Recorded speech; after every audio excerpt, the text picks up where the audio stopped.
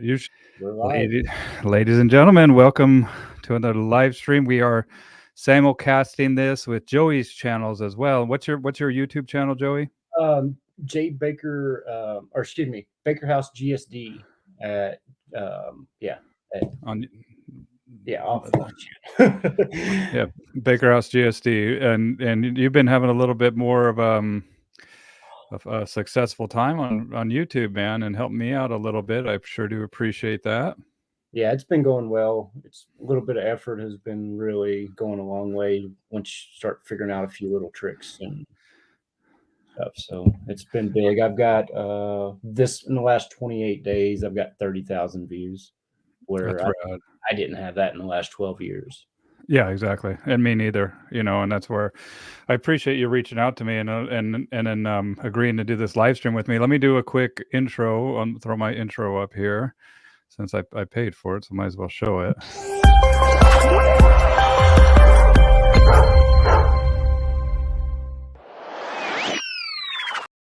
There it is. So, and while you're there on YouTube, make sure to subscribe to Joey's channel, but also subscribe to the Bow Wow Build channel as well. I have a goal of getting to 1,000 subscribers by December. So we got a month, less than a month. Yeah, for sure. And I just put my page on the chat as well for the YouTube. They can find it easy. Oh, cool. Oh, here, I'll just throw it. Bakerhouse GSD. Here, I'll throw it up in the comments as well. Okay. And how you doing, man?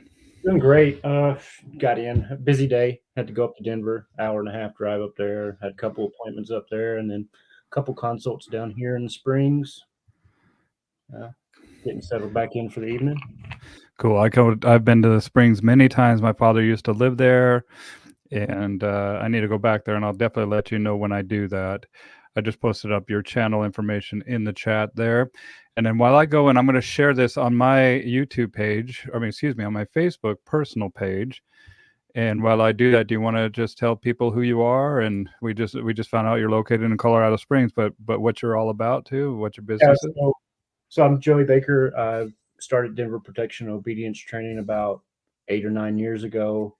Building it from it's a one-man company, so a lot of hard work. Pretty much every aspect of the company you're doing yourself, marketing, adding.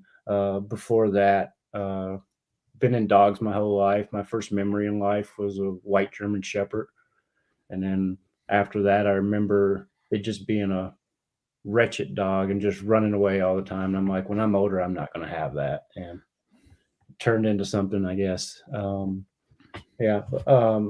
Most of my dogs I work with are German Shepherds, client dogs or other, everything, but a lot of behavior modification, a lot of aggression issues, that kind of stuff. Yeah. And tell me about these white Shepherds. Like one of the craziest dogs I ever worked with was a white German Shepherd. Yeah. There's some studies that say that possibly lighter coats and stuff have weaker nerves, but who can really say, I don't want to hate on white German Shepherds, but a lot of those don't quite have the nerve that we need for what I do anyway. Yeah, I have never seen a white German Shepherd police dog in my life. And that's what I've asked people. How many white German Shepherd police dogs have you seen? And it makes them think, and they're like, you know what? Never. Yeah. Not one. And I'm like, yeah, there's a reason for that. They might not have it all put together. And I mean, it's just interesting. Like I like to observe that which is, and I talk about the truth and the white German Shepherd I had was the only dog that ate and consumed a porcelain coffee cup. Wow. Yeah. Yeah, broke it and then ate it. And I almost thought this dog had pica or something because it ate sheetrock. It ate a couple other things. And I was just like, man, this isn't normal behavior for a dog. I remember being as a kid, the dogs would like get out and break out and run around the neighborhood. And you'd just be like, they'll be back when they get back. And just being as a kid, being devastated because you don't know when your dog's going to come back or if it's going to come back.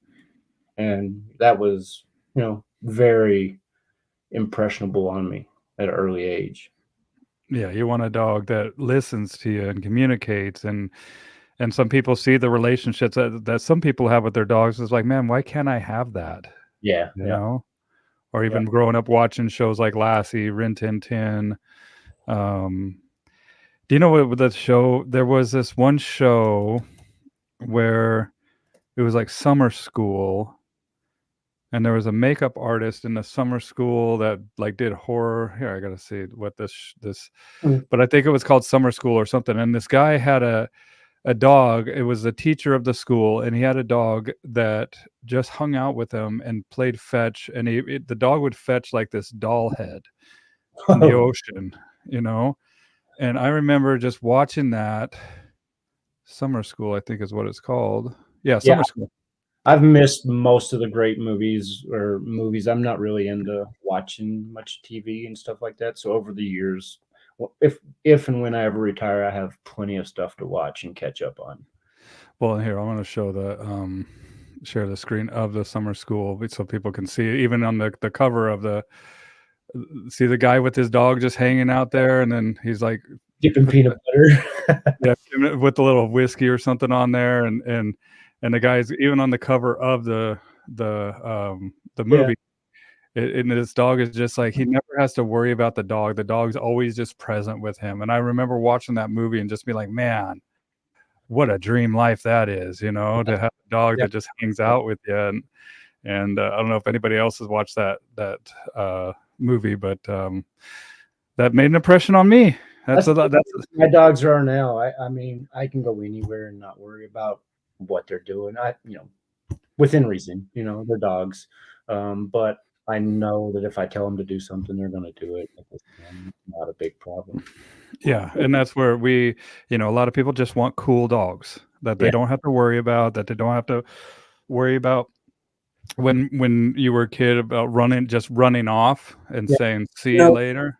The biggest thing I have people ask me for in training is, and I mean, I'm there to sell them a whole package, and they're like, if I can just get my dog to walk on a loose leash, I will be happy. And I'm like, well, we're going to get a lot more than that. That's first day. Like that's literally first lesson. We'll have loose leash, but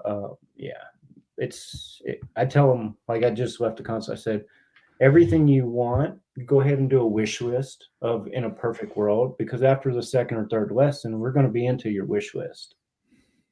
I love that. Yeah. Yeah, I tell them write stuff down. And I also tell them, look, I want you to write stuff down from here and there, all the questions that you have as well. I want you to start writing those down so we can make sure that everything is covered while I'm there, because my time is limited, and I want to make sure that things are just clear. And not only you, right, but everybody in the family. I tell my clients, you're more than welcome to video anything we do. I just ask that you keep it within your family. Don't share it outside of your family. And I tell them, take notes throughout the week. When I pull up, I have certain clients that just come out with a stack of index cards with questions, and those are the absolute best clients. Yeah. Because they value what you have to say, and they're like, hey, I want to get the most out of this. Those are the ones that are going to follow through with what you tell them to do. Yeah, I mean, you could tell a lot based on that, right? Because if they're taking the time and showing that they have the effort, then they're definitely going to take the time to do the follow through that's needed. Yeah. And we belong in the world of instant gratification with these tools, these little iPhones and stuff that we have. I'm super guilty of that. But it's also like, that's what I have to remind people is like, look, man, we can have access to almost an infinite amount of information just at a push of a button, or just, 3 or 4 swipes. But it doesn't work that way with behavior, and it doesn't work that way with learning, and both on the human part and the dog counterpart here, right? That's exactly right. I come in there and tell them, I say, hey, we'll get your dog to a leash walk today, or quit barking at that dog, but that's just management for today. We still have to fix the behavior, right?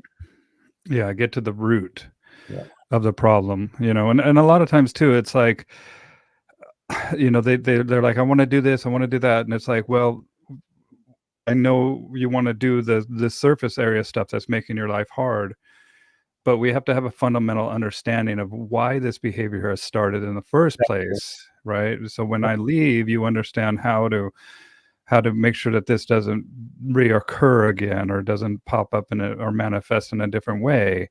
And so I tell people that's the importance of working and really working through problems, and so we can get to the root of it, and so we change the structure of the tree instead of just kind of pruning it a little bit. Exactly. Yeah, that was one of my points I'd actually written down today was instructor versus trainer.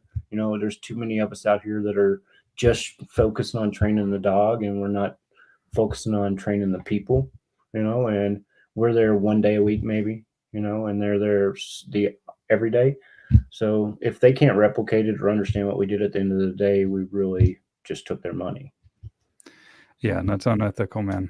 I mean, Yeah. we have to be able to the human component. Yeah, I want to go to the comments here. What up? What's up? What is, boys? What up? That's the dude, man. He's awesome. He's a great guy. He's actually had bought one of my pups for his family member. The human component, absolutely, Jessica. And that's what I tell people. Like we're interspecies communicators, but we have to communicate in a way that our counterpart in the same species understands how to get the effects and the outcome that they're desiring in the different species of the dog. Yeah. And like Kurabel says yesterday on the live stream I did with him, and I'm doing a lot of these live streams back to back because I'll be leaving town here for a little while, right? And so I appreciate you joining me today, but it's also that Kurabel was talking about, like some of these instructors, as you say, Joey, you know, they'll grab the leash and the dog will behave a certain way, but once they hand the leash back. And that's actually, I was actually thinking about that because I watched it yesterday and I did the exact same thing today. And I made the point to be like, no, watch. It's not about all this equipment, leash, collar, and the person may actually be watching tonight, probably is. It's not about all the equipment. If you have to put all that equipment on, then the dog's not getting where we need to be. Like that's short term. If we're past a few lessons and we're still relying on excess equipment, more than just a simple collar and a leash, then we're missing something. Amen. I mean, the dog respects the equipment where we need them to expect or respect the human, right? Yeah. And the relationship needs to be established. And I see that a lot of times with e-collar trainers too, is like they rely so much on that e-collar. And I love e-collars. I don't poo them. You know, they're fantastic, but It's love-hate relationship. Like I tell people, like, absolutely I use e-collars, but it's not, my dogs are not e-collar dogs. Like I can put it on them and they respond, but it's not, if my e-collar is not charged, I can still go do anything I want to do with my dog. Yeah. I love it's go ahead. good for that extra reinforcement to maybe make them do it a little faster. Like right now, my older dog, I haven't asked her to do anything in months. She's like a big potato right now. And I'm like, well, I might trial her next month.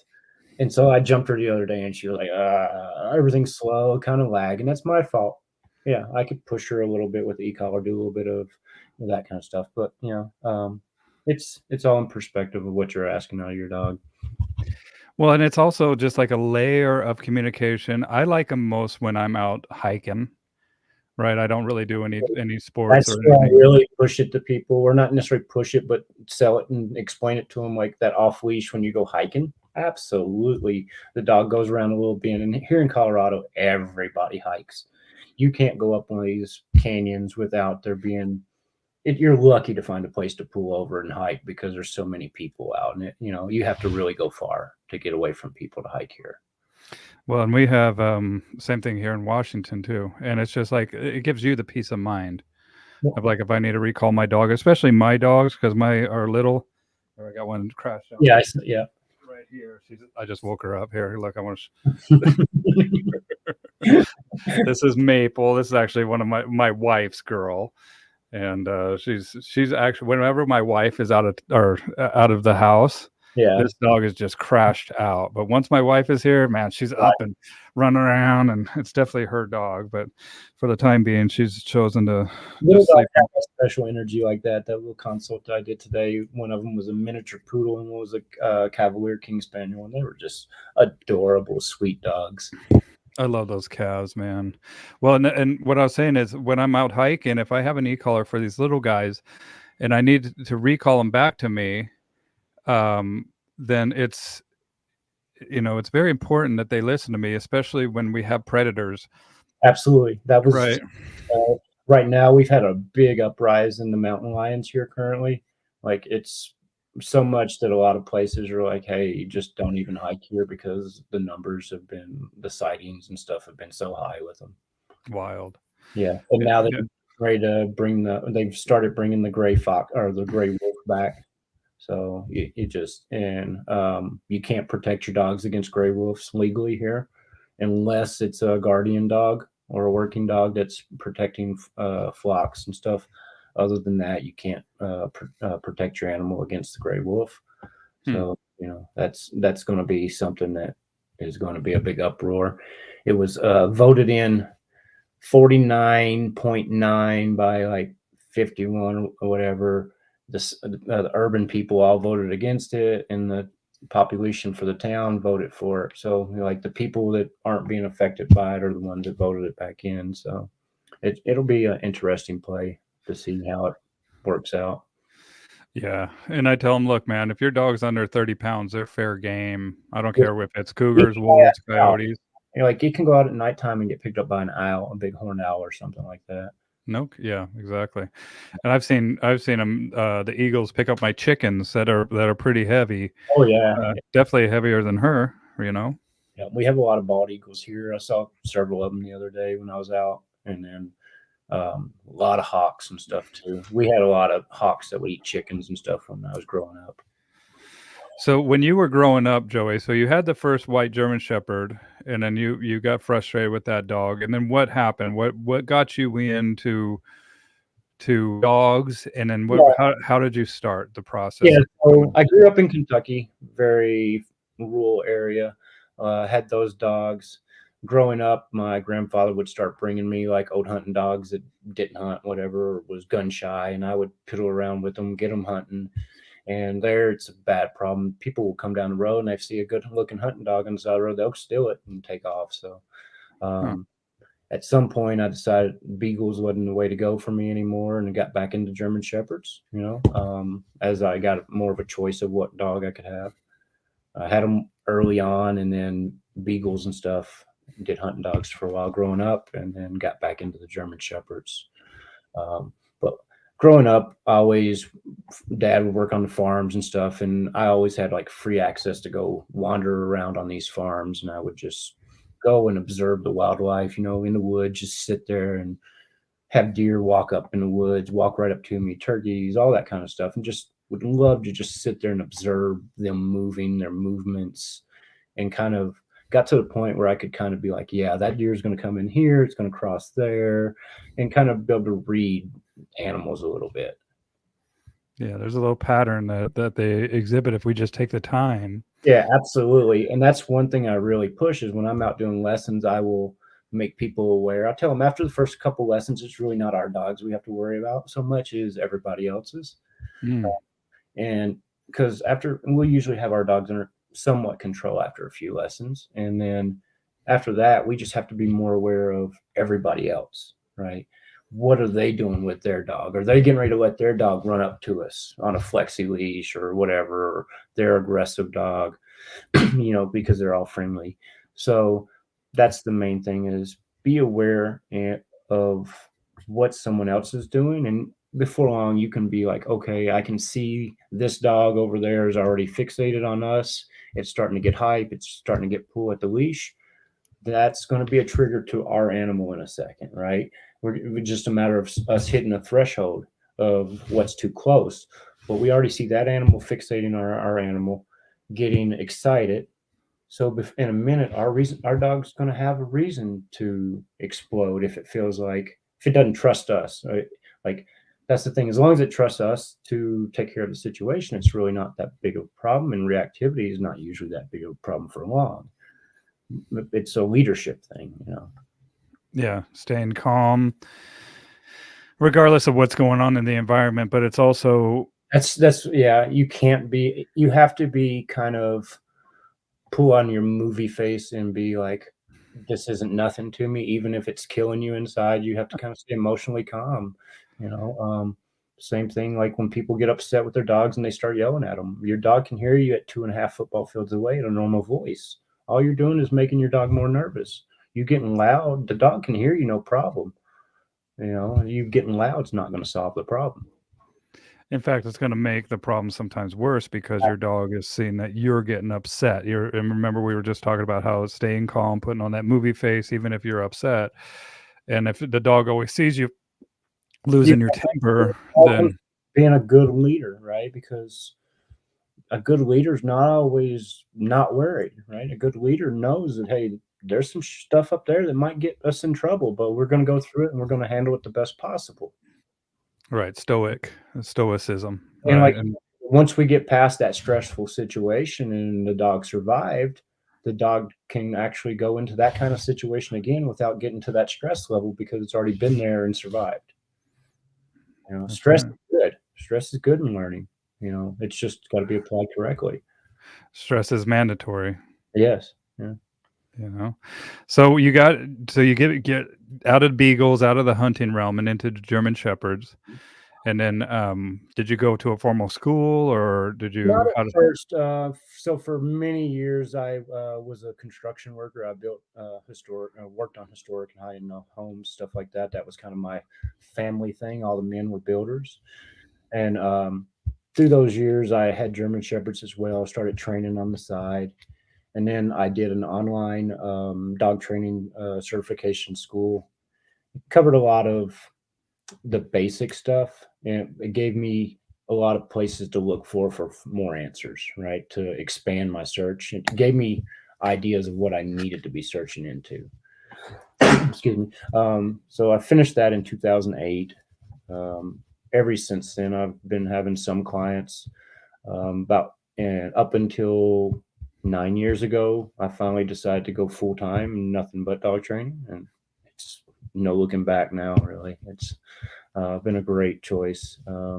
It's it's it's like a great day every day because you get to go help people. You know, a lot of times you show up, they're struggling. They're like, I just don't know how this can go on any longer. But before they leave, they have hope. You know, so Yeah, just like we give hope to the dogs, we give hope to our clients as well, yeah, that they've got the right person, and that's what we owe them as a professional. You know, it's our moral obligation to provide a solution for the problem they're facing, but it's also our obligation to provide them with the truth.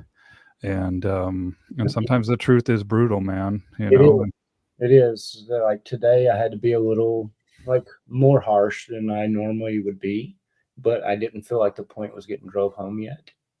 And at this point, it's someone that I'm kind of mentoring a lot, and I have high hopes for them, right? And they can do better, and they just were hung up on a little aspect. And I told them this equipment is what's stopping your dog from progressing because you're too hung up on the equipment to focus on what's going on with the dog, okay, right? So, you know, it's okay, how am I holding the leash? How am I doing this? But you're missing the part that that dog's hackling up when this dog goes by, when it doesn't on this one, right? So it's those little things of being able to kind of read a dog, and not everybody has that naturally. So it's some people you have to help them with. Some people will never get it, and other people, first day, they're like, I just get it. Like, and I started working with a guy last week, and it was amazing. Everything I said, he could just like boom, understand it and be like give his perspective. And it was just wonderful conversation and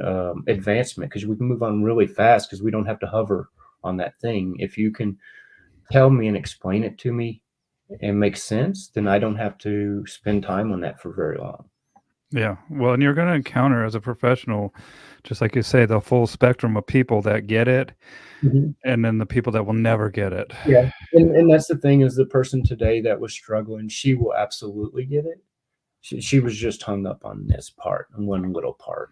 And I want all my students, I've had several clients that went on to be dog trainers. That's part of what I do. Is my certification was trainer and instructor. So I was taught how to train other trainers to become trainers. And I've just now started utilizing that more now than I did in previous years. But it's those little things, and I want them to be better than I am. And, it took me a long time to get the information that I have, but I can give it to them way shorter. It's the same as reading a book. If it took you 10 years to get the information to put in a book, and I can read it in 10 days, then I've just saved a lot of time. That's why I do these live streams, man. It's just to help people. And that's why I started doing the live streams. Back, I had a little break of not doing them for a while. And then somebody came up to me that I was actually one of my shadow students that I was teaching. And she says, you know what? Everything I've learned, all the teachers that I've sought out and are from your live streams. And I was like, oh my goodness, I got to do this some more. I got to bring really good people on your live stream. I've had the opportunity to work with a few of them, Randy Hare and stuff like that. I got to do a seminar with him. Oh Lord, 10, 11 years ago, they invited me up to Indiana with the state police up there to do a detection seminar. It was wonderful. He's an amazing teacher. He does this thing where you say how to build or make a peanut butter and jelly sandwich, and he sits there and does it exactly how you tell him to. So like it gets really fun. Like if you say smear peanut butter on it, and if you haven't said open the jar and put the knife in there and everything else, he's just going to take the whole jar and smear it across your bread. So, and that's the same thing we're doing to the dogs when we don't break it down and give them clarity and teach them communication. Like so many people are lacking communication. Like it's so simple. With like 4 words, you could teach or get away from all the black and gray, and it becomes clear to the dogs. If you say yes, you're doing something correct, you're getting a reward for it, whether it be praise, food, toy, tug, whatever. If I say good, it means you're doing the right thing. Continue doing it. It's a duration marker. If you're doing sit, down, whatever, and I want you to hold it longer, I don't use stay. If I tell you to sit or down, it should be implied to stay. Right. So if I want you to stay and you're in your sit, I'm just going to tell you good. I'm going to let you know you're doing the right thing. I haven't gave you permission to break that position. If you're doing wrong, I'm going to tell you no. And no is a terminal command, meaning stop anything you do. I don't care if it's dog fight, barking, getting in the trash, getting in the counter, jumping on someone. No is no. It stops any behavior. And then wrong would be you're doing it wrong, but I want you to keep trying. If I tell the dog to sit or down, it gives me the wrong behavior. I say wrong, and then it gives me the right behavior. At that point, I know the dog had complete understanding of what I was asking, and it's a disobedience. Okay. At that point, I feel like I can give corrections at that point. If I say wrong and the dog just like da-da-da and doesn't have a clue what's going on, then I failed at teaching the dog up to that point. I have to back up a little bit. Yeah, be consistent. Yeah. And be thorough, right? And also I like that he does that with the peanut butter and jelly, and it reminds me of Lynn Boakey, how he a little task to do, and it was like very eye-opening. He's like, this is what you're doing to your dogs, right? You're telling them to do one thing, but you actually want them to do another, and then you're getting upset with them. Yeah, and imagine how that feels. If you didn't know what like me going to a different country. That's what I tell people. It's like going to a different country and not knowing the language. That's what you're doing to your dog. If you don't teach them some kind of consistent language where the words are the same every time or pretty dang close, then, because we find that we end up having the same command for the same behavior, like my dogs do. There's a few things that bad habits over the years of me using one word and changing it over the years and falling back on it. Right. That happens. Yeah, we just have to be careful about that. And as long as you're still using both, like I have commands in German and English for my dogs. English I use around the house. German for competition. I want to be able to tell my dog to plots. I want to lay down and be in a straight position. If I tell my dog to down, I don't care if it circles 3 or 4 times. Fine. get comfortable, but you still are going to lay down. One's a formal command and one's kind of more at ease If command. I tell my dog to heel, just walk beside me. If I tell you to foosh, you must look at me and give me focus. Yeah. Well, what I was telling Lynn Bokey, who I had a interview with, he does this thing with his students where he doesn't like you're not allowed to speak for like a few days, Yeah. and you still have to communicate in a way that you want the results, but you can't talk, you can't. And even after class when they all went out to dinner and stuff, like they went to order food, and he's like, "What are you doing? No speaking," you know. And so it just That could kind be of gives you what's that? that could be a lot of fun. Yeah. Yeah, and it kind of made my mind like it just wraps your mind around it just makes you think, right? And I think that we get kind of caught up in habits, especially when working with these dogs, where we need to stop. And every dog is dynamic and they're all individuals, and something that might work for one dog might not work for another. And it's important as professionals that we do have an eclectic knowledge base. And so we have different ways of approaching how to teach this stuff to a dog that might not work. And not just to a dog, but also to as an instructor and as working with our clients as well, and talking about the spectrum of the people that are going to get it versus the people that might never get it, but we still owe them a proper way of explaining it that we have to do our best. And even the people that will never get it, we can, that's what the importance of analogies and maybe putting it in a different way, or and I'll say, let me explain it to you like this, or tell me to make a I'll be like, all right, everything stops. Tell me how to make a peanut butter and jelly sandwich, or This is one of the things that since I've got into the NePoPo family and started being around all that, the great trainers in NePoPo, it's really helped me be able to explain myself a little better and be more articulate on stuff that I already knew. And maybe I was explaining it one way, but now I have a better way to say the same thing. That Yes. it's comes across better. So it's really helped on that aspect. It's it's been really great on that. How did you find the NePoPo? How did you find Michael and Bart? So I've known about them for 15 years or so. One of our club members at my Schützen club did their silver school back then. But I don't think um, I don't remember her actually doing the gold. She may have, but the thing was back then I wasn't impressed about the results. Okay. But that doesn't say anything about the system. It says something about the applier, right? It wasn't working for what she was doing. Maybe it was that she was already past where she needed to be to start the dog. So she had a lot of stuff to clean up, a lot of erasing and scars to heal. So I kind of lost my interest there and had, followed a lot of other trainers. And, I'm very good at watching something and replicating it, picking out the very smallest little details of what's going on. So, like when I go to a championship, if I'm not competing, I find the top competitors and I watch. Maybe I'm having trouble with getting my turns right or something, and I watch their footsteps. I don't even pay attention to their dog. What step are they turning on? How many steps are they taking before they pivot? How are their hands when they're pivoting? Are they front, back? All these little minute details to get myself better, because it's not fair for my dog to get good points and me to take them away. Right? Okay. Yeah. What happens is handlers a lot of times take it away. One thing I wanted to go back to that you had mentioned about the videos and stuff is a lot of us don't realize it's actually a great way for us to leave our legacy, of what knowledge we do have, and it may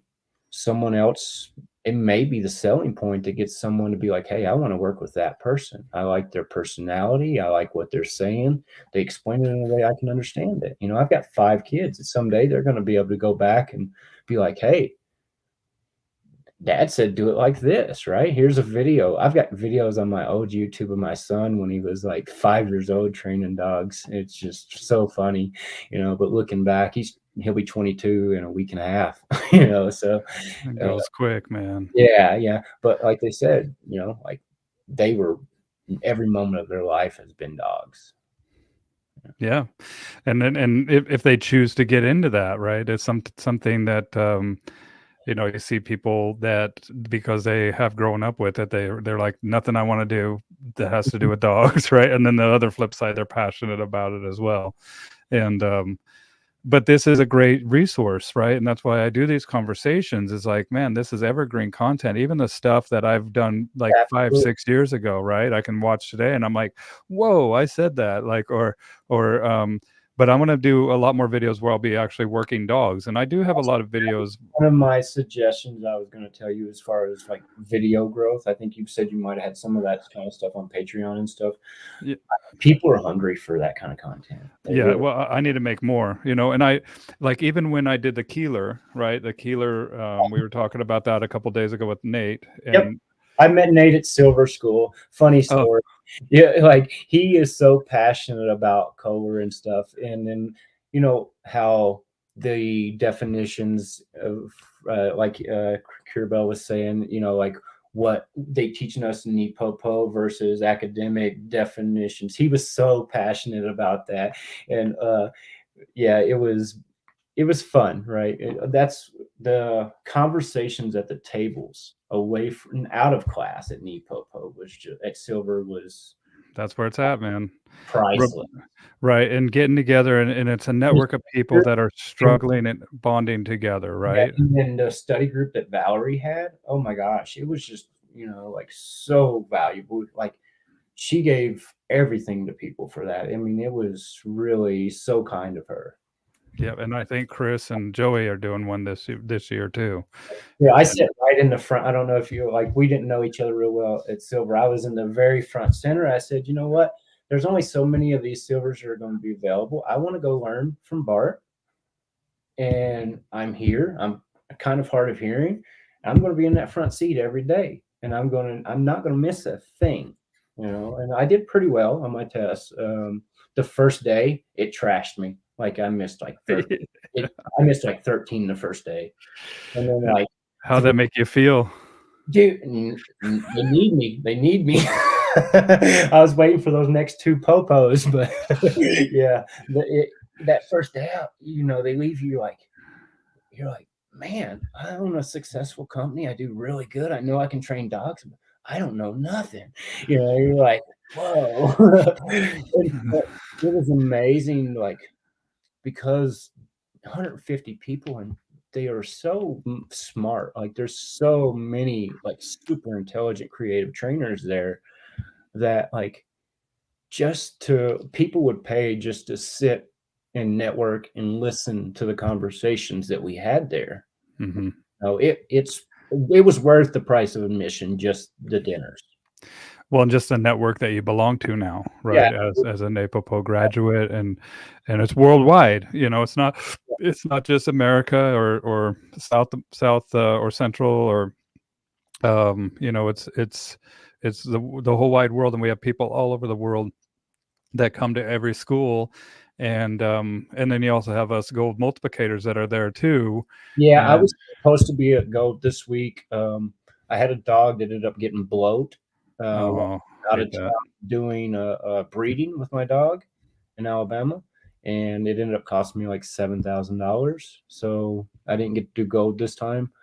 I was really disappointed because I wanted to do the previous gold with Dominic and Michael as well, and I was supposed to be doing gold with Michael this week. So a couple hard months with just unexpected bills and stuff that came up, and we just couldn't do it. Part of owning dogs. I'm gonna run to the comments here. Jessica says, speaking to my former social worker soul about, I think, the human component. That's what she was saying earlier. But if you want to expand on that, Jessica, if you're still here, I'd love to hear more about that, about speaking, and in what ways does it speak to your former social worker soul. Tracy's on your page, and she says that I want to be a student. Fantastic. Jackie says, glad you have done so well with the breed I love the most. Jackie, it was my boss when I was like 16 to 18 years old. He owns a Least Famous Recipe. It's a chicken restaurant in Kentucky, best chicken in the country. But he's a great guy to work for. He was pivotal in those years through there. He's a good guy. Yeah, I mean, and then Tim Harrington is here. And Tim sat right next to me during the silver school. I was back, and he says that he remembers you sitting right up front. Yep. So, and Tim's a great guy. More KMODT content, money. Okay, dude. And what I was saying is that I done so many videos way back about I think it was 9 years ago, where they actually used the videos that I shot for my KMODT as curriculum. They asked if they Okay. could use my Awesome. videos to teach future students, and I was like, oh, I'd be honored. And so some people that have gone through the course have said, That's part of the legacy stuff, right? That's part of your legacy. right, exactly, and I'm honored. I'm absolutely honored that they chose me. And Tony Anchetta, who does the school now, I highly recommend him, and he's going to be coming on one of these live streams here pretty soon. He just has starting to get the high-speed internet at his house, and I gotta hit him back up. I actually have to write myself a little note to call him after I'm done with him. It's pretty good size here in Colorado Springs, but it's got horrible internet. It's hit or miss. Like some days it goes out 10, 15 times, and it's just really a pain in the butt. Yeah, same here. I actually went and got the Starlink, the Elon Musk one, and I love it. And speaking of Silver School, I'll be going back to Silver School on the 18th, 19th, and 20th in Missouri. And I don't know if they're sold out, but if there still might be some time, if you guys are interested in. Yeah, absolutely, get your seat. It's worth it. I plan on doing it again for sure, just so I can get better notes.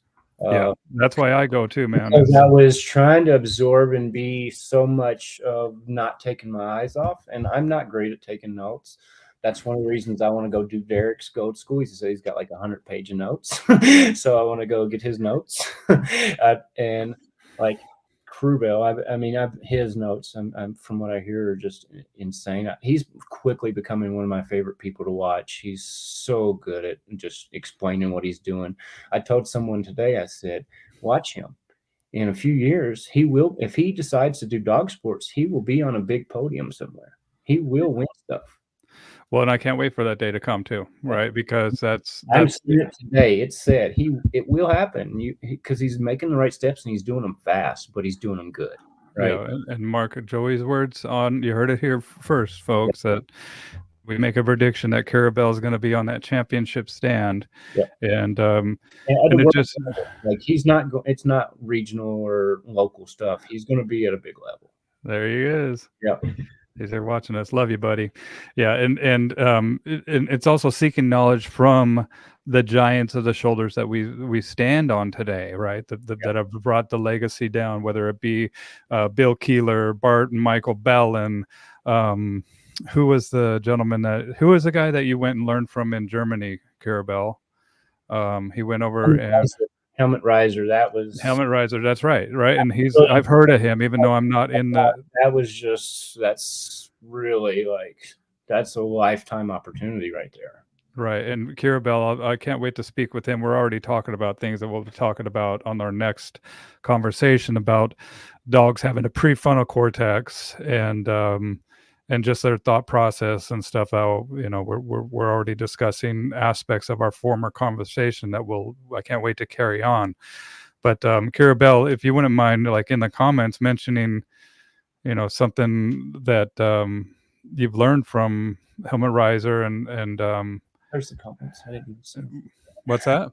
I see the comments now. It was still on private chat from earlier. Now I see. Oh yeah, there. Yeah, go to the main comments there. Yeah. Yep, and keep in mind too, you can comment, I believe, down there as well. And I wanted to go to the question that we asked Jessica earlier about the speaking to her former social worker soul.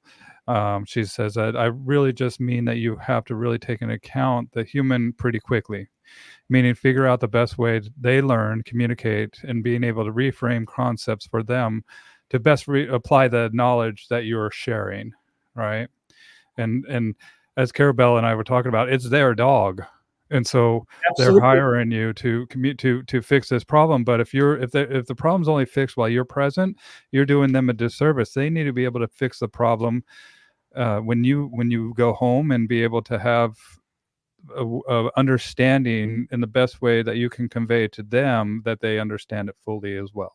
I love when I can drive through a neighborhood because I'll have several clients in certain neighborhoods, and I'll drive through that neighborhood and I'm going to one client, but I can see one of my other ones walking down the street with their dog and they're doing everything that they're supposed to do.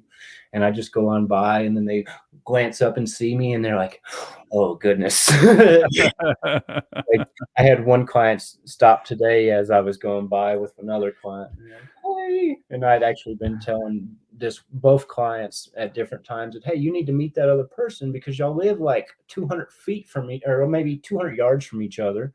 You know, like you're several months ahead of this one. You can have good conversation. I trust you to, give her the information that you've already gotten from me, and it'd be correct. Yeah. Well, and it's also that's the best That advertisement right, you know? is a word of mouth, right? Collaboration. That's what Tim says, right? Yeah. And not only that, but they can help you, and that's why I love classes, like group classes as well. It's like, look, we can get a lot done for less money, especially people that are a little bit more of a budget. You know, Um, I never do group classes anymore. My business is kind of I go to your house or meet you wherever you're having your problem at, and we fix the problem there. Because true, you can do it cheaper, but I don't find that people are having problems in a group. They're like, hey, when I'm walking down the street in my neighborhood or this, that, and other. So I give them that one-on-one time.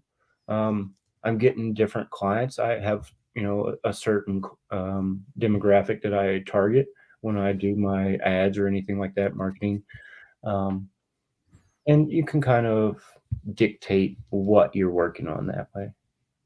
yeah. Well, and speaking of marketing, oh wow, I just figured out something else too.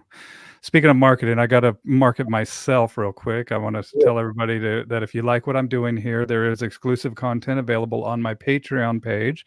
I just posted up a link to the Patreon in the comments down below, and if and here it is. Let me see if I can show it here. Patreon.com/bowwowbills, and for as little as $5 a month, you guys can gain exclusive content on there. And just want to say thank you to everybody that signed up. You're really helping me out, and this is something that I really like doing, man. I love to create this content. I love to have conversations, and if I can make money doing this and allow me to travel and meet more people just like Joey here, that is a dream come true. So consider supporting me on Patreon, and thank you very much. Let's go back to our regular scheduled program. and on YouTube too. If there's something, if anybody wants to ask a question immediately, I have super chat, so you guys can throw me $5 or something like that, and I will stop our conversation and ask the question immediately. So head on over to his Patreon, and that you've got quite a few videos and different interviews and stuff there, right? Right. I need to do more. And I need, but I do have. There's a couple on there that make it all worth it, and I have some Zoom meetings that I've done that I schedule, and then those are interactive with my Patreon subscribers. And so is that like consultations or like online lessons Zoom or whatever you guys want it to be? But I'll have a guest on there, and so I'll have a guest trainer, and I've had Brian Agnew on there. I've had Katie Matthews, who's one of my favorite people. And it's like any questions that you have or any topics that we start to get into, you're welcome to chime in. It's just like one of these, except for you're on the screen as well. And then we also can talk about stuff that we typically don't talk about in public, and I try to be as vulnerable and honest as I can. And it's just something that I like doing. That's how I try to be very transparent with my clients. I'll tell them, hey, there's certain things that are needed to do at certain times. It may be what saves the dog's life, right? Yes. But we have to fair but firm, right? If I tell you to do it, I don't ask you to do it. You do it if you know how to do it. It's not can you sit? It's sit, right? Fair but firm. I would rather give you a treat than have to correct you for it. But it is what it is. Like when I leave, if I'm too soft on the dog, then that all falls apart for the owner as well, because they'll never give the dog quite as much proper corrections, right? They may give corrections, but they're not proper. They're not timed right. They're not the right level. You know, a lot of times they're giving it way too much. You know? Yeah. Yeah, absolutely. Oh, And I have to tell my clients, hey, the dog gets it, man. yeah. Or I have to tell my clients, come on, dude. Mhm. I know you got it in you to correct that dog. Let's mean business here. Yeah, How do you and it has to be at a level that is meaningful to that animal. absolutely. Otherwise, like I said, it's less stress if I can correct that dog once or twice and not have to do it again. If I have to do it for the whole dog's life, that's not fair. You know, it's like a mother coming in the room and telling the kid to clean up the room. Tomorrow, come in there and say, clean up the room. And it never gets cleaned up and the mother never does anything. Okay, the room will never get clean. But at the same time, if the mother comes in there and says, hey, clean the room. And the next day it comes in there and says, I told you to clean the room, you didn't. I'm going to throw away all your toys, and does that. Follows through. The dog will not the kid will, the next time the mother comes in there and says clean your room, the room's already going to be clean. You Yeah. know? And that's the thing, is you have to set boundaries. They have to be fair boundaries, but you have to keep them. Yep. And then the corrections can't be nagging. They have to be emphatic. They have to be meaningful, and That's one thing that timed correctly as well. I've found after I did silver school. You know, for a long time I was trained in compulsion, but proper use of it, right? I'm very good at it. I could get dogs to do something really fast and still look good. Since doing silver school, I'm so much easier on dogs, and it's it's like way more easier on dogs. I'm doing a lot more operant conditioning versus the other stuff that I was doing. And funny story is came back from silver, and it was summertime still. Here I was using a lot more clicker than I had been for a while, and there was wasps everywhere, like flying in the house and stuff. And so I would catch them on the window and put them in this little test vial, and then I would take my clicker and go click, click, click, click, and I'd be like, I got him. And so I still haven't told her. She's going to see it here in a little bit. My girlfriend thought I was clicking and making these wasps fly into these little test containers because I had learned some secret at NePoPo. So she's going to see that in a little bit. And That's hilarious. it was, Surprise. it's like, I just don't understand why. I don't know. Magic. I just don't understand why it works like that. I'm like, it's operant. It's just operant. Yeah. So I was catching like wasp every day, like 2 or 3 wasps, a fly, just catch them up against the glass on the window and just have the clicker and click it real quick. And she was like, that doesn't make sense to me. You got to be able to mess with your girlfriends or your wives, Why is the wasp flying in there? I just don't get it. You're just seeing them, watching the wheels turn. We have some comments here. I love my group class. Well, in the group classes that I do, like, are mostly for not problem behaviors. Like these are mostly like dogs that are green, that are we're not dealing with any aggression, any reactivity. And even if we're in a group class and we have a dog that's losing his mind, I might have to do a couple private lessons with you to get that under, so everybody else is getting the value that you're receiving. And I like to cap it out at 8 to 10 students. And then I also have my handlers, my helpers, and my trainers that are apprenticing with me, helping out there as well. And I think that that's a good opportunity. So as she says, love my group class. I'm in advanced obedience now, and it's great because there are some great opportunities for proofing. That's absolutely right. She's out of Central Indiana. Cool. Nice. Yeah, I used to do group classes years ago, and now it's more of a scheduling thing for me, of trying to get multiple people to be on the same schedule. Definitely benefit for group classes. It's just not my business model at this point. Maybe at some point I get a new facility and enough room to do it, then I would do it again. But right now I don't have to keep a facility. I just show up at people's house, train their dog, and leave. I don't have to have their lights on.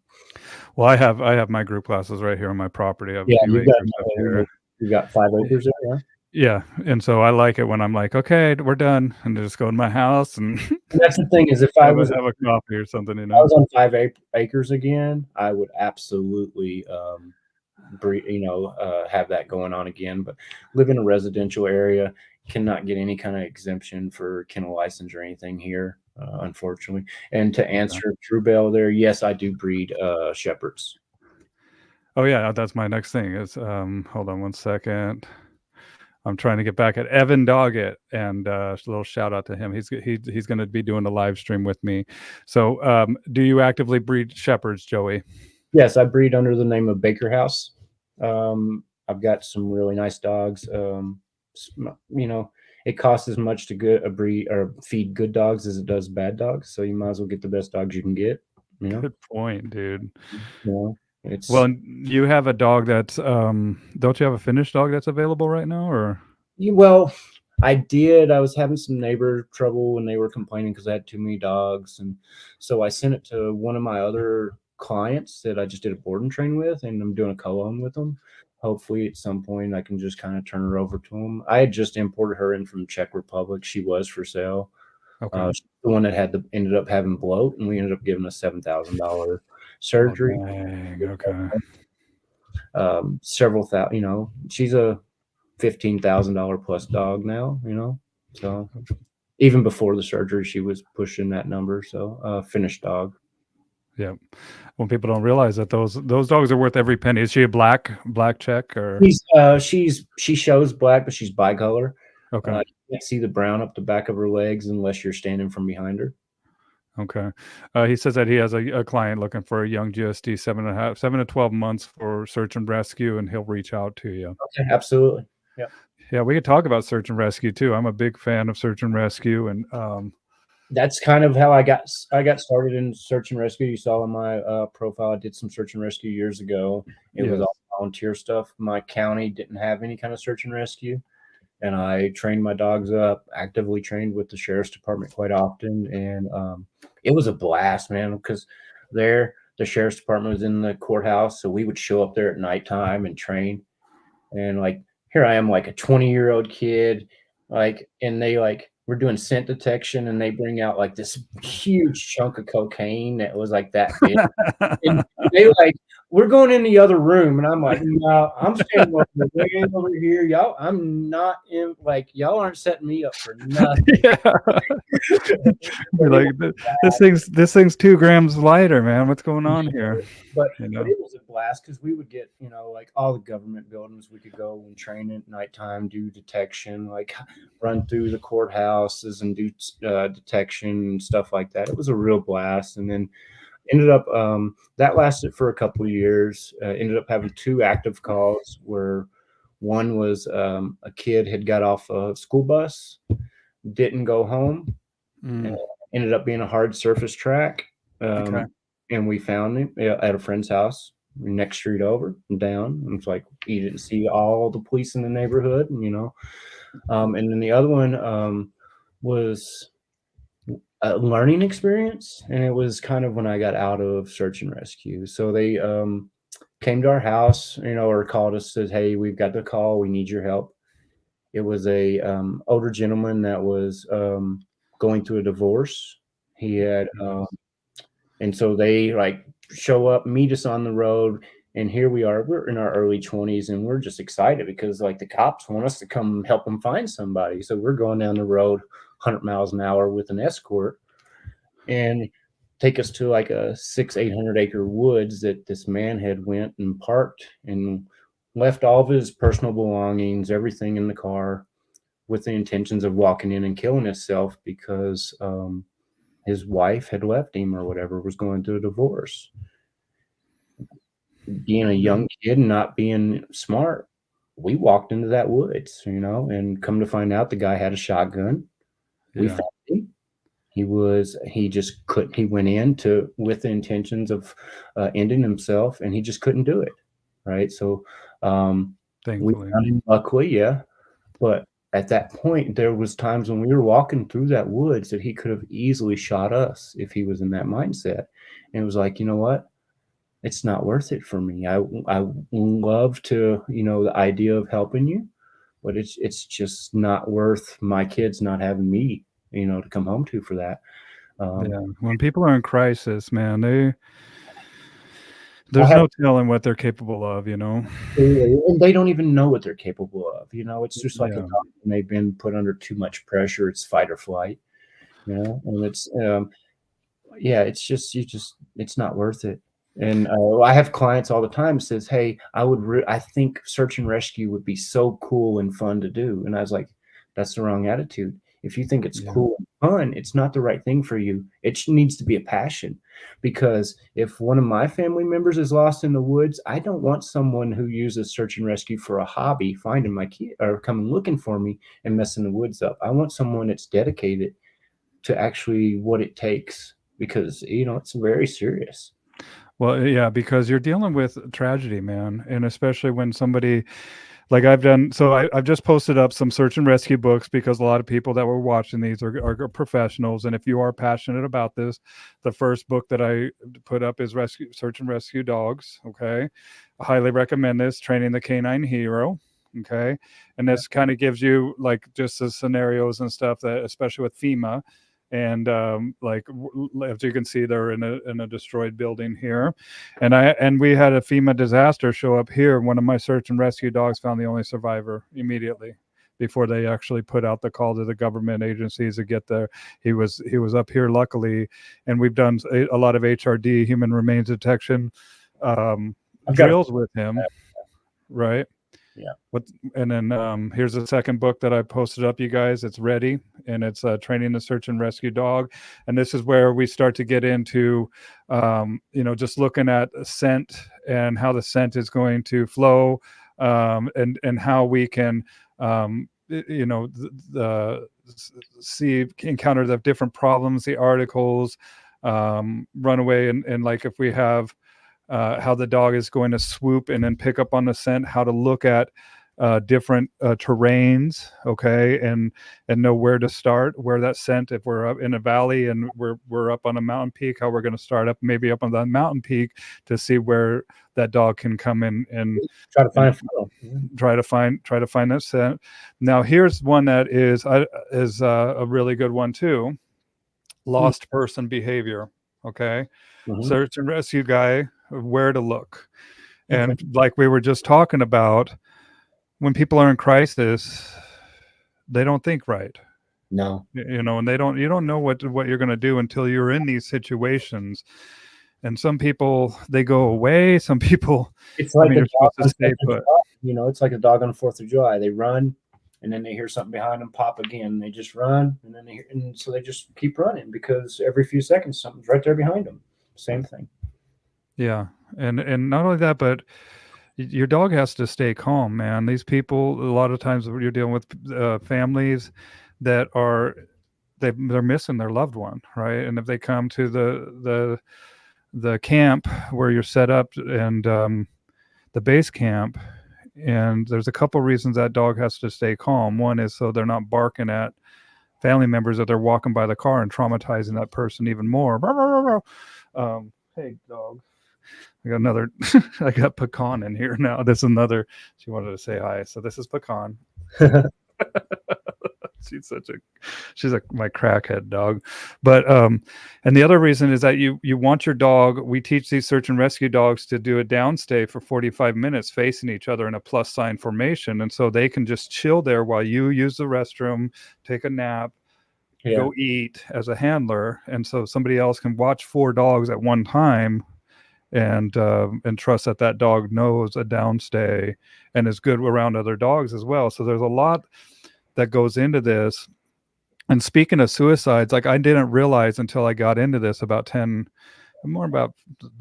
years ago is when I started really getting into search and rescue dogs, that a lot of people go into Lars is here, man. That's my tracking mentor. Lars helped me really improve my tracking game. Lars, this is how I heard about you, buddy. Lars is going to come up on one of these with me. For a seminar as well. If you want to up your Yeah. game in tracking, Lars is the guy. Yeah, he's coming on one of these live streams. I've been in touch with him, and what's that? It'll be an amazing live stream, yeah, for sure. Cool. And that's where I'm Like we have to kind of keep the fines, especially when we find somebody deceased, It because can really mess a dog up, you know. It depends on the dog. Some dogs, that's their first one. It's it. Like, and it just yeah. traumatizes them. Well, and not only the dog, but we were on one and we found somebody that had nothing to do with the party, Oh, yeah. right? And Yeah. we found it, and luckily it wasn't the person. It was actually we were searching for this autistic child that took off running. My first service dog I ever trained was for an autistic kid, and the main task was it was in Kentucky, and they lived on a farm, and they had a pond, and the main task was to keep that kid from going to that pond. And so when the kid would go there, the dog would go and circle him and start pushing him back. Yep. And they just run, man. It And was Mercury. It was a black lab. And the boy would feed it Cheetos every night. So Mercury would start putting on a lot of weight, and then I'd have to fuss at him. Hey, Mercury's getting a little too fat here. Yeah. well, and we found this guy, and it wasn't the kid that we were looking for, but we had to ixnay the fact that we just found a deceased body. Yeah. And So keep searching. right. So, and then we kept searching, and we found the kid, and he was famished, and luckily he was still alive and everything. But what an ordeal that was, and it just kind of, it's like you said. What's that, Joey? A wild one. That's something you don't expect, you know. That's how are you trained for that, right? You don't even expect it, you know. Well, just like you don't expect this dude to have a shotgun or something like that. Like there's some surprises, and that's what you need to prepare yourself for. Like this is not, and that's why it's like this is not something that you want to go into with like, oh, that's just something I want to do, and like it's something that you have to really have a pretty deep respect for. Encounter some things that might be pretty intense, and you got to be ready for that. And so that's why reading through all these scenarios, and then also looking at the different aspects of like why these dogs are used, and especially this lost person behavior book. This was really That would be really eye-opening. interesting. Human Yeah. behavior stuff. That would be very And interesting. and it's so crazy, like they just put in all of these different aspects, and like of just so many different scenarios, right? From snowmobiler, right, and avalanche to mental illness, right? And so these are all the different where they found people with mental illness problems, and the percentages, Wow. and I'm a numbers type of guy, man, and so Yeah, me too. Numbers don't lie, you know. That's what I tell people. There's so many things that can be like, but numbers are numbers, and that's through life. I always like numbers because like I can add, like and this adds up. This doesn't. yeah, or the likelihood of this happening is this. Yes. Right, or and I love playing poker, dude. Like I love I don't I'm more of drink. a craps guy, but I kind of gave it up because it's just like I like too craps. up there. I got really good at it, like really good at it. But yeah, too good to keep going up there because Yeah, like, I hear you. right. But yeah, it's Well, and I'm good and I'm patient, and that's what with poker, yeah, right? Is like I don't need to feel like I need to always win or anything like that. Like I can wait until I get a good hand and throw it all away, and then that's something that is a numbers game. It's statistics. yeah. And once you have the statistics locked down, you could be much more firm with the decisions that you make. So Absolutely. I used to that play a lot of poker with my father when we were younger. When I was a kid, it was always fun. Yeah. cool. Well, when I come out there, maybe we might have to go to the casino and hit the craps table because I love that too. Check it out. Like they'll treat us really good. They still know me up there really well, so we'll be treated really well when we go. We'll go get some free steak dinners and get them comped on them and stuff. Yeah. Okay, fantastic. Numbers me too. Number 1111. Oh, that's hilarious. Amy's on here. Hey, Amy. And so what got you into now? Right now, you're doing IGP, aren't you? Or I've been doing IGP 20 years or so. okay. 10 years real serious. Like What got you started with that? um it just happened, right? It was just something My first bite sleeve I found in a junk car at the junkyard. It was an old Ray Allen like sleeve. I've still got pictures of it. I'll send you to later. Me doing it. It's just me like this old ragged out sleeve, and just it grew from there. At one point, I met a friend in the same like county as me, which is a really small county of like 10,000 people. He was doing Schutzen as well. He'd been doing it a little bit longer than I had, and we just went from there, and it just kind of blossomed into a thing. And Kentucky is a very strong region for dog sports in general. Like some of the best Schutzen IGP dogs you'll ever see will come out from that Indiana, Kentucky, that little area right through there. So it was an opportunity to be able to train with all kinds of different world team people, so, you could really be able to get your foot in the door with really great trainers there versus like in Colorado, it's difficult. Like there's not much here. Well, you know that Ray Allen's there, right? It is. It's actually 5 minutes from my house. Yeah, I was just on the same street as Ray Allen before the live today. That's where my consultation was down there on Gallery. you know, here I am. When was this? September 2019. Yeah. Touring the Ray Allen Yeah. with Joris and Bart Bellin. Oh, okay. Yeah, we toured the facility and we're going through all of the different equipment that they had, and it was such a cool experience to be able to go there with some of the best in the business and be able to ask them, what's this for? What's this for? I'd say it was a much more pleasurable experience being able to go in like that versus just walking in off the street. That's one of the things I have with Ray Allen is a lot of the times when I wanted something, they didn't have it in stock, and it was kind of back order type thing, which really sucks with this kind. We're right now. I want it right now. It's in the house. Like, come on, I've got to order it for 2 weeks out, and you're 5 minutes from the house. Yeah, you just walk down there and grab it. I used to live in Denver, and I could order on Amazon before 10 o'clock in the morning, and it would be at my house by 2 o'clock in the afternoon. That's crazy. Yeah. They've cut it back where it's not quite like that. But we ordered a drone one night at 9:30 at night. By 4:30, it was on my doorstep in the morning. Oh, that's like Amazon here in Seattle. Yeah. I'll order it same day. They'll be right here. And I'm like, man, you got to love, we're in the future, dude. I was trying to figure out because it was a gated community. I was like, how in the hell did y'all get through the gate at 4:30 in the morning? I was like, how did y'all even get in? But they got it there at 4:30 in the morning. My friend was getting ready to leave to go to Brazil. And he was like, hey, he's got one of my service dogs that I trained for him. He's like, hey, I want one of those GoPros, or not GoPro, the DJI. And I was like, okay, we can get it, and they were able to get it before morning, and he was leaving out the next day. And I was like, there you go. It was really amazed. I was like, whoa, like that's fast. Amy's asking, who's Ray Allen? And so, whoops, here, I just posted up a link to the Ray Allen web store. Yeah. It's a dog equipment supply company and manufacturer. They actually manufacture bite sleeves and bite suits. Is their equipment, like their sleeves and stuff, are really high quality sleeves. They're a little more expensive than some places, but not really that much. But they're really good quality. Well, they need to be, man. I mean, they got some of the best dogs biting on them in the world.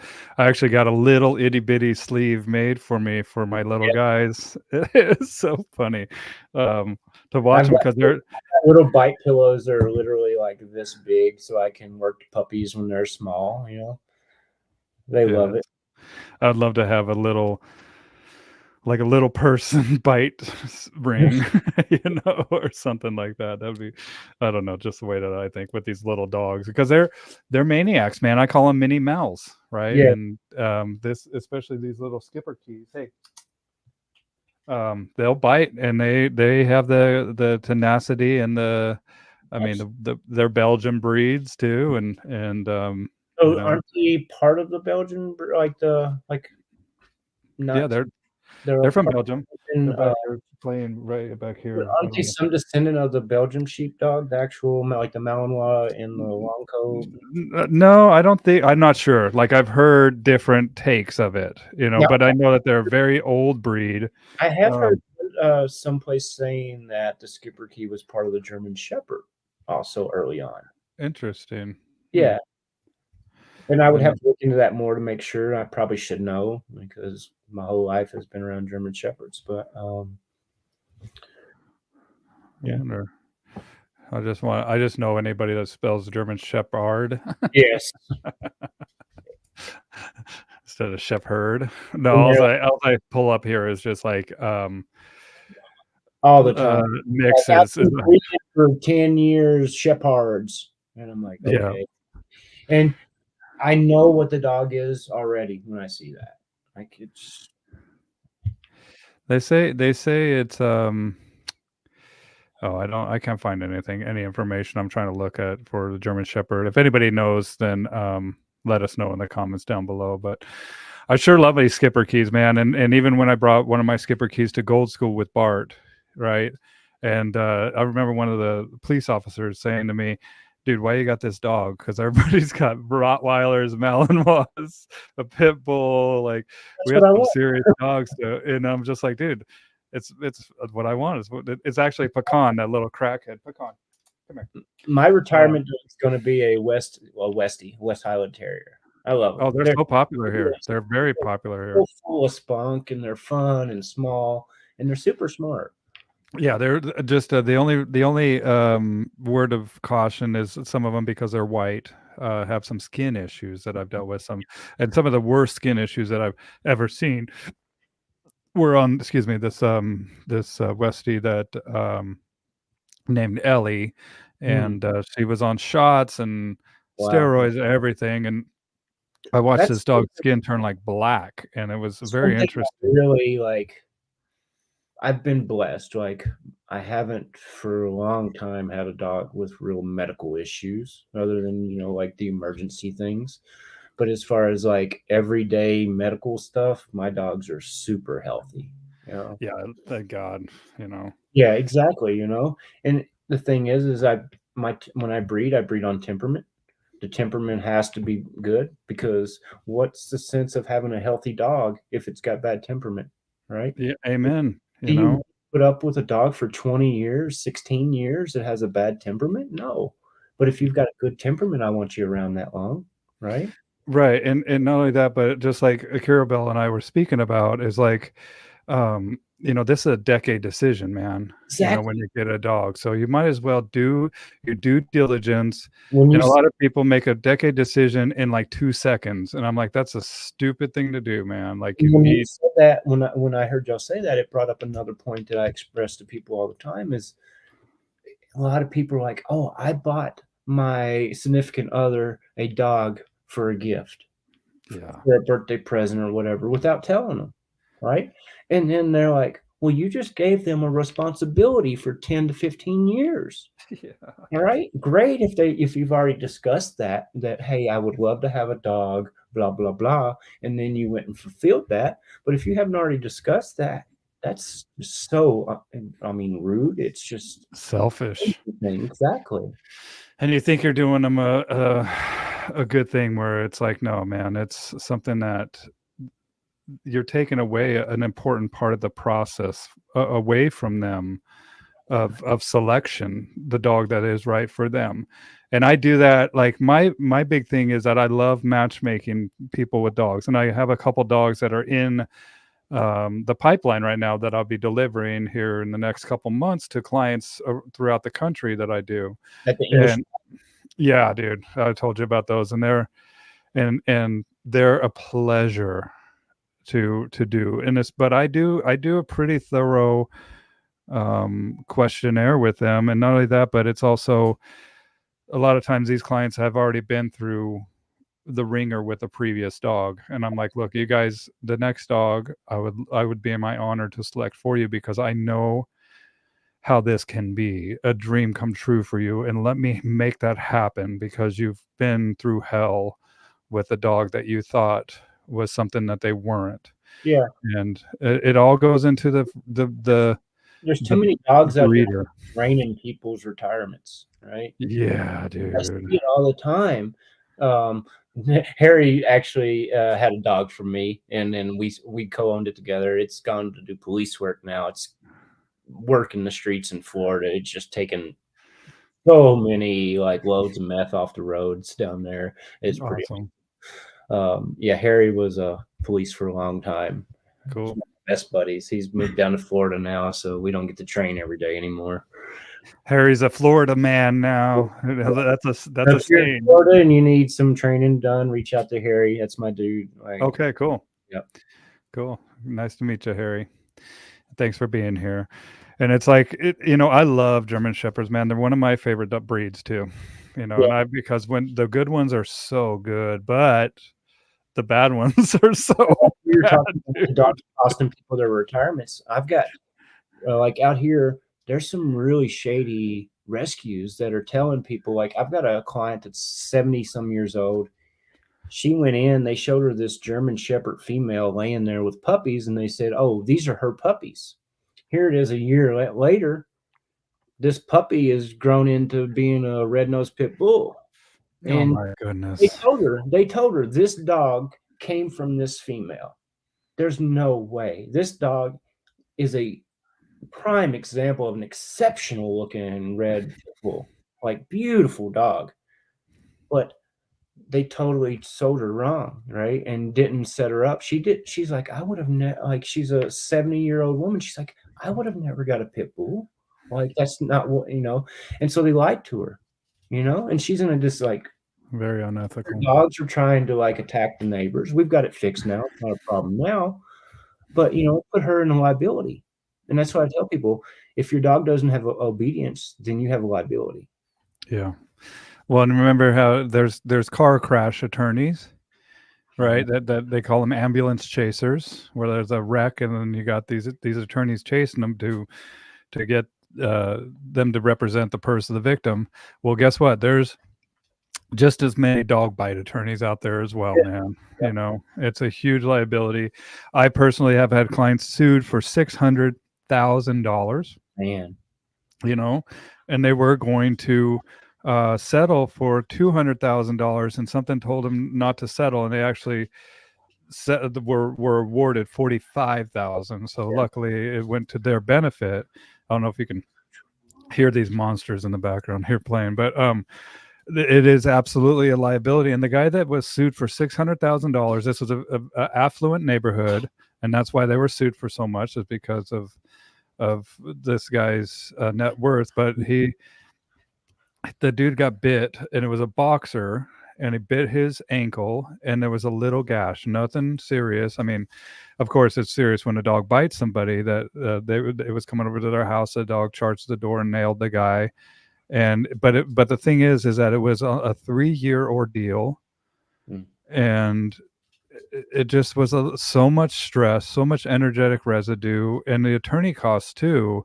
I mean, the judgment was $45,000. That doesn't include probably another $50,000 attorney costs and the time, the stress, and the family conflict that caused, right? And they wanted to euthanize the dog, all that stuff. And that's what I tell people. You have to be your dog's biggest ambassador. It's your job to step in front of that dog, this, that, and other. And of course, there's accidents. Stuff happens. For several years, I was doing security talks for a lot of the cannabis dispensaries here, where they would bring me into like NORML, which is a national organization for reform of marijuana laws. So they would bring me out here and do discussions with them to cover, like, for a long time, there was kids like breaking in or climbing people's fences and stealing their medical marijuana, and then they would get shot or whatever. And like, I really pushed the point that, hey, if you have a dog in the yard, it's way less likely to be fatal if we have a dog on a facility. And the deterrent. Yep. And like dog bites, though, when the study, and this was 5-6 years ago that I looked at the studies, and I'm sure the numbers have exaggerated quite a bit by now. It was 14 to 55,000, depending on where you lived at. and it falls right into the actual zone of what they ended up having to pay, right? Yep. So, and the thing is here in Colorado, we're in the most dog-friendly state in the country right now, and unfortunately, most people are just kind of oblivious of what their dogs are doing. Well, and the thing is that this is just one case. I could tell you 10 of them. Yep. And they also settled for the least one settled for about $12,000, but the average is $40,000. So I had a police officer, her dog bit the neighbor through the fence. The neighbor was yelling at it, whatever.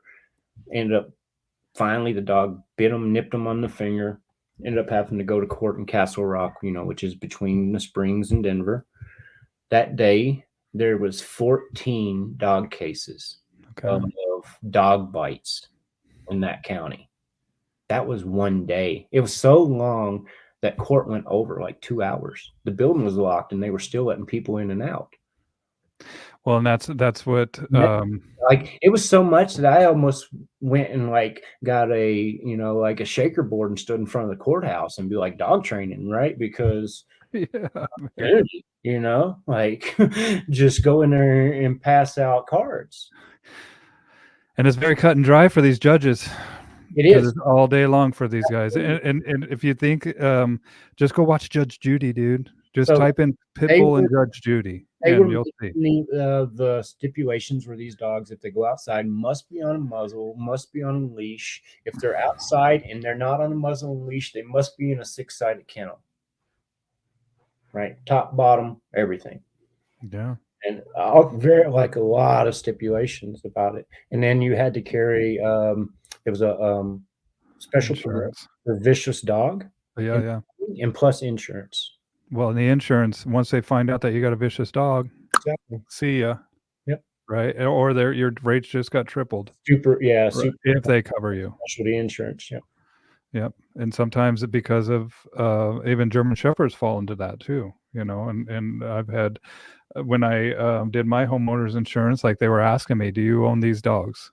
Yep. And I don't know how much it is now. It used to be a lot of the insurance companies, if you could prove that your dog had been through a appropriate temperament test, like CGC or something like that, sometimes they were wavering those certain restrictions. I don't know how, because I haven't followed that so much lately, because it hasn't been an issue for me. But for a while, they were doing that. Yeah, I don't know about any of that, but I just know, like, it's not just the settlement that is going to cost you money. Like this, that's what and it's like I can't really. That's not my selling point, unless it's like if it's liability. If we have a dog that's reactive, then I'm like, you work your whole life to make a savings and be able to live at some point without having to work every day of your life, and it's not right to go and lose that over a dog bite if you could have spent $1,200-$1,500 and got your dog past that point, right? Yeah, amen. It's a much better investment. When I say that's not why you got this dog, to take away your savings, that's not why you got this dog. And a lot of times too, I have to ask them, why do you have this dog? Where did you get this dog? Especially with those pit bulls or the people that have made a decade decision. And just like we were talking about yesterday, it's like, look, as dog professionals, we don't see all the time the easy peasy push button dogs, what I call push button, like this, like we're putting out a fire. Yeah. And just like we started talking about at the beginning of our conversation, Joey, about striking at the leaves. Yeah, we're going to get you loose leash walking, and we're going to start on stuff, but that wish list, and not only that, but there is also this list of like, what is a good dog? What is good dog obedience? What are the standards that we have as professionals?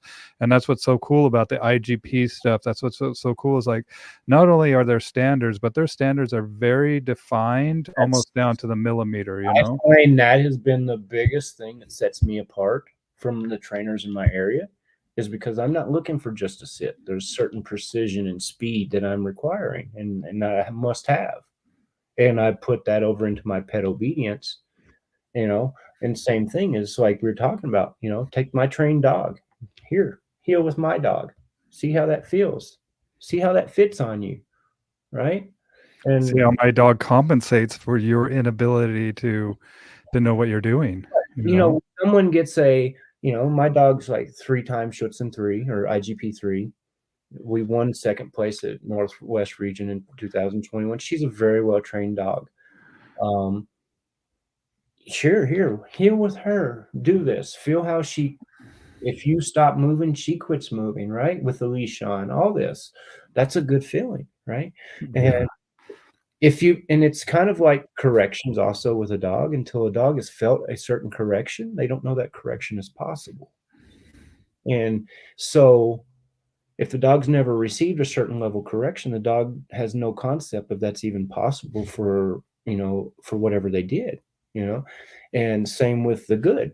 Here, try on this dog that you can walk, you can hang. My big thing is you'll see videos of me with the leash hanging on my pinky. And I Yeah. tell people, if you can't walk your dog with your leash on your pinky like that, be able to drink your coffee, or I joke around with them because you're going to be updating your Facebook anyway. If you can't hold your finger and drink your coffee, your dog's not leash broke or leash trained. We do this drill where we in this Keeler book where towards the end of our lessons, when the dog is trained, where we actually walk the dog around where we have a loop of thread, right? Just like a needle thread. And Yeah. then at the end of the lesson, we actually have you take the thread and the leash and snap it. And so we can see that this is how little pressure you need to communicate with that dog. Absolutely. And that's the thing, is so many people are saying too many words when they should be doing more with their body or movements. I can have a whole conversation, do all kinds of stuff, and never say a word. Little ways I move my head or move my hands. Or just shoulders, like Shift my eyes. My dogs, if I shift my eyes a certain way, they know, move, come. There's so much that these dogs do, and that's what people forget, is they learn by vision before they do sound, right? They're watching our movements, not, we the sounds, the movements they learn, they know. I remember that reminds me of when we did Gold School, and when I'm going to do Gold School here, one of the first exercises that we do is man trailing, where I have you run and hide in these woods. Yeah. And I did it first with this little skipper key, pecan. And that police officer that was like, "Why do you have this little dog?" And when he saw that little girl find me, he came walking up to me afterwards when I was done with that drill, and he's like, "I get it, dude. I get it." And then afterwards, he's like, "Hey, I like one of you. I want to be on the waiting list for one of her pups." That's what happens every time I go to a competition. I have people say they want dogs out of my dog because she's so impressive. Come here. Yeah, this is what I'm mentioning right here. Yeah. And she's a nut, man. But she also has I want to see if she'll. I don't know if she will, but of course. Hey. There we go. Hold. Hold. Oh, let's go. Hold on. Yeah. But I haven't done it with her. Hey. Hold. Thank you. Release. Thank you. Very good girl. All right. Little turkey. But and when we do that man trailing exercise, what people are going to realize is, like, you don't say anything and let that dog run by you 3 times, because we teach these dogs inadvertently to use their eyes, because that's how we see the world, where we want them to stop and use that nose. And as soon as the second they use that nose, they find you. We were at a trial championship in like 2013 or something. It was down in South Carolina, and we had this. It was a peanut field, but it was just dirt at the time. They had already pulled the peanuts up, and we're all out there laying our tracks, all the competitors, for practice. Here comes the neighbors' farmer dogs. Here us over there just like really working hard to get our dogs to stay on the track. And we look over there and there's like 5 or 6 farmer dogs, every one of them head down, just burning the trails that were just laid, the tracks. They're sitting there just working the heck out of them, and everybody else is getting ready to compete. And they're like, that's what I want out of my dog. And it was nature, right? Nobody had interfered. You know, they have it. Yeah, it's a divine gift, and Absolutely. that's where we kind of get in the way of that stuff, We do. and we sell our dogs short. And just like what you're talking about, I could look in a certain direction, and that will cue my dog, right? Or I remember when I was first learning, and I watched this guy whisper into his dog, "Sit down, Hmm. stand," and the dog was listening Yep. just as well. And I just like that stoic, and that's what taught me how to be calm and how to, no matter if I got a dog charging me, Yeah. hackled up and barking and all this stuff, and I don't even look at the dog. So at some point, I lost my insides where like dogs don't even really scare me anymore, to the point that I had about a 180-pound Caucasian Shepherd run up face level while I was sitting having a conversation with the client. And this dog is a dog I'd worked with a lot with aggression. When I first started going there, it would charge you if it saw you at 100 yards away and come to get you. It's in the top 5 most aggressive dogs is the Caucasian Shepherd dog Chava. Yeah. And one day I'm just sitting there and we're having a conversation and the dog charges me and I never moved. I just never flinched. And at that point I was like, you know what?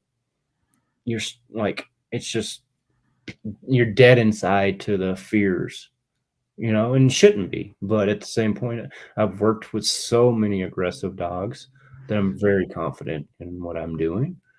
And just, it didn't phase me, which it should have. It really should have, because that was a lot of dog. Well, and a lot of times too, about 85-90%, it's all show with some of these dogs, right? They That, want to see. that is one breed that you do not count on it being show. Yeah, no kidding. Yeah. The Russians, they use that dog to go chase down people when they escape out of military or prisons and stuff. That dog will hurt you. Yeah. I don't use prong collars on those at all. It's pure slip lead. Okay. And, first sessions, it's double slip lead, one for me, one to the handler, right? And even a muzzle if need be. I don't use a muzzle a lot. A Caucasian Shepherd, I do. Hey, Jorge just showed up here. Did you sit with Jorge at the? Yeah, well, I didn't sit with him. I got to know him a little bit there. He's so fun to discuss stuff with, and we message back and forth quite often. Yeah. Cool. I got to have you on one of these, Jorge. So good. Welcome. Good to be here. Any dog can be a good dog. In my opinion, it takes a human to originate their following. Yeah. I mean, there's some dogs that are serious ass dogs There's very few dogs that are just totally from the beginning or just no hope, and it's like people in genetics. In genetics, there's genetics. There's certain times it just doesn't line up right, Yeah. And so many people discount just genetics. Yeah, well, I when I was speaking with the people that do the K9 companions for independent CCI, right, and that should illustrate to people how important genetics are, because I was like, I asked them how much does genetics play a role in what you do for these service dogs that you provide, and they said 95%. And I was like, really? And he's like, yeah, we get all of our dogs from about 4 or 5 different dogs. Yeah. All right, and I'm just like, wow. Right, because and that's why I get these dogs from these I go to these English labs and stuff, right? My dog Sishy right now, she's solid, and she produces every puppy she has produced has been working quality. And people will tell me that I'm blowing smoke and I'm just kennel blind, whatever. But every dog she has produced, and that's 12 pups, and out of 2 litters have been working dogs that really worked hard, not just like club level, but dogs that could go to regional or national or above level. She's got her brother just won Universal Seeger. Her half brother won Universal Seeger. Her other half brother won the World Universal Seeger, and then half sister won the Worlds a few years ago. So just you got to stack your genetics. Seeger, what is all this stuff that you're? So that's the confirmation. The Seeger, and they do confirmation, but they also do a trial that same weekend. So it's IPO trial for you're doing the protection, obedience, and tracking. And then they're also doing a confirmation show where they're seeing how the dog fits within the breed standard. Okay. And what are they looking for? Like proportion, temperament, eyes, ears, everything. I mean, it goes down to like chest ratios. Are all the teeth there? There's a lot that goes into it. For a long time, people were really against conformation, but once they start doing it, they realize how important it is if you're breeding dogs to kind of figure out what's needed and what you need to better your breed. Well, and that's the standards, man. That's where. Oh, a day or two next week. Hold on, I just got a message from. That's where standards, even in training, are lacking. Right? Is like I'm like, what are the standards of the previous trainer? What did they teach your dog? And they're like, oh, I don't know, sit down, all this, and I'm like, okay, well, I mean, standards are a couple fold why they're important. One is so we have a roadmap, and two, that we have checkpoints to see where we are in the training of this dog. And the solid standards are just lacking. That, I don't know how else to explain. Like I speak is when with breeding right now, too many people aren't breeding to the dog that's right for their dog. They're breeding to the dog that's closest to them and local. So they're like, Joe Schmo lives 5 miles away. I'm going to go breed to that dog instead of one that's 10, 15, 20 hours away. Right. I don't like, I'm driving 20 hours or shipping semen in from Spain, whatever it is, that's the appropriate breeding for my dog. That's what this guy does. The dude that I've got these labs from, he goes to Westminster, gets these champion dogs, freezes a sperm all the way back to 2008.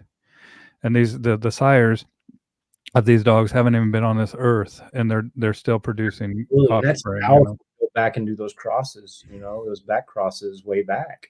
And, you need it for the vitality of the health, the bloodlines.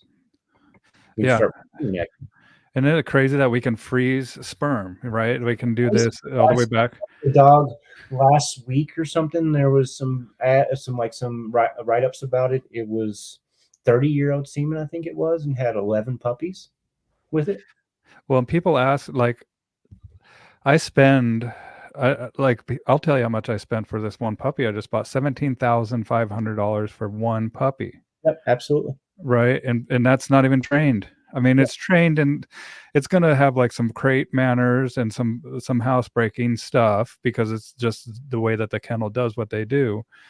But when you start to look at the cost of saving the sperm and acquiring the sperm, when he just went and got some from the most recent champion, $30,000 he spent just for sperm. Absolutely. I said, how much do you have in total? Right? What's that, Joey? Yeah, like it gets insane, like for the prices of the different semen and stuff. The shipment of semen that my last semen came in from, I didn't ship it in myself. I bought some from someone that brought it in, but the first shipment got caught up in customs and went bad, and they had to redo it. It's like I asked him, how much in total do you think you have in semen? And he's like, oh, at least $250,000. Like he's got $250,000 worth of sperm, right? And that's why I call it's like thoroughbred racing, right? It's like, I tell people that I'm trying to build my collection like that, kind of like a baseball collection, like baseball cards. Like here's my portfolio of what I've got available. But it's going to be like, it's so valuable down the road. If you're planning on doing any kind of breeding, regulations change. Right now, U.S.C.A. and WUSV says we can only do live breedings. Sure. Is that what this means right here? Dog Training Solutions LLC? Of course, all my breedings are live breedings. But that's what live cover means, that the dogs have to be living, huh? So, wow. To be honest, though, a lot of these dogs, if they're just living in a different country, it is about the same price to fly to a different country and do a live breeding than it is to have a AI if you have the time, right? Wow. Because a breeding that will cost me $1,500 just for the semen here, I can get for $500 for a live breeding. And then by the time you do a plane ticket and do a care, like checked baggage dog on the right plane, you can get it all done for under 2,000. Where when I'm doing it here, I'm driving 20 hours to Alabama or somewhere like that. It's costing me $1,200 to $1,500 of breeding plus 8 or 10 progesterone tests. Right. And I've done that 2 times in a row and missed both litters. So I'm going to do it one more time, but I'm going to have it. I'm going to go do a live breeding, and I'm going to go through the vet, do antibiotics, everything, make sure, because a lot of times that's what happens. The dogs actually need to be on antibiotics because of inflammation or something going on in the uterus. And so we've found there's some studies that show using antibiotics, if the vet is willing to work with you on it, giving them at certain points and certain days during the heat will actually possibly raise the number of puppies in the litter, because it allows the uterus not to contract or swell and allow more to process. Well, and that's where even my dogs, when I had my stud dogs, I had a breeder, and we prefer them to tie on instead of the AI, because when you AI, you're breaking off a lot of sperm tails and stuff like that. It can damage that sperm. But before we tied on with this dog, there was some STD tests that we had to do, right, for the male. So, and you think some of these males are like, I know a breeder that brought a male in from Germany, and his first week back, they went and did a collection on him, and he was able to collect 37 breedings out of one collection. That's insane. That's like super high numbers. That's like if somebody else told me that, I'd be like, you're lying, right? But I heard it from the vet because I went to the vet myself with him when I go down there, and 37 breedings off of one collection at $1,500 a breeding. Like that's like a $54,000 collection. Wild. So these dogs are so valuable. We have to do everything possible to keep them in health. Wow. Well, it's an eye opener, man. And even with and even when the lady is giving birth, right? The dam is giving birth, and they lose them. Right. And or C-sections, or I had one where I've had to do my last 2 breedings. I've had to do C-sections, and I got 1 pup out of one, 2 pups out of the other, and neither time did the pups make it because the mom with the C-section just never took. It was her maiden litters, and she just never took because of the hormones never kicked in from actual giving birth. When I did my C-section on my girl, so we lost 2 of the pups, 3 of them survived. And I just remember, well, first off, it was 3 p.m. on Friday, and I'm calling all these vets, and they're wanting 6,500 at least starting at. And so then I called my buddy, I actually showed up at this back door at the vet's office, banging on the back door because it was during COVID, because they weren't letting anybody in. That was rough. And I'm like, my girl's having some issues. She's not giving birth, and now she's bleeding, and I need you to take a look at her. And I was up all night with her, right? And usually once they go into labor, if we're not having pups on the ground in a few hours, right, then we're having issues. And this was all night. So I've been waiting up. I think it was over about 13, 14 hours we were going on with no pups, and now she started bleeding, and I'm just like, this is not okay. And then he said, why don't you go home? I'm prepping her for surgery. And I just started freaking crying because it was just emotional for me. And then he calls me back a few hours later. He's like, okay, we got 3 pups. 2 of them didn't make it. Why don't you come back in? And he's like, if you got a face mask, just come onto the back there. And I go in the back room, and I see my girl is laying there. And it's crazy how the vets handle them, because they're just like flinging this dog all over the place like a hunk of meat. Yeah. Right. And I'm like, dude, that's my girl, and they're just trying to get those puppies to latch on, even when she's still not coming out of anesthesia yet, right? And that's what they were talking about, is like, we need these the hormones to start kicking in. And luckily, she was a good mom, and it was her maiden litter. But I had to spay her because her cervix or something was misshaped, and one of the pups got trapped there, and that's where the pups got kind of smushed there together. And I AI'd her, and I should have known, because she was not allowing any dogs to tie with her.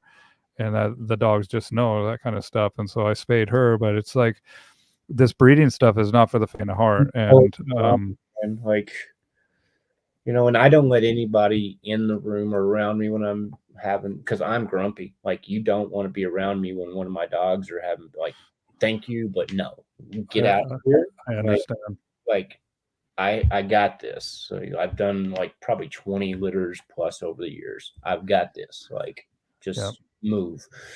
I'm Well, not. and you get up and personal with those dogs, man. I'm all up in their business, and Yeah, like, checking just they're yep. dilated and stuff like that, and even with those pups, like cutting those umbilical cords and getting them to latch on and weighing them, and and even with the NePoPo stuff, like I've included a lot of that with I do clicking with them, even though they supposedly can't hear, but So I know that they can hear something, yes. man. So I do with my puppies young. My dogs are super solid in nerve but the last several litters soon as they're 2 or 3 days old, I start playing YouTube really loud for them, and I do like firework finales, large ones, Okay. uh, New York Manhattan traffic.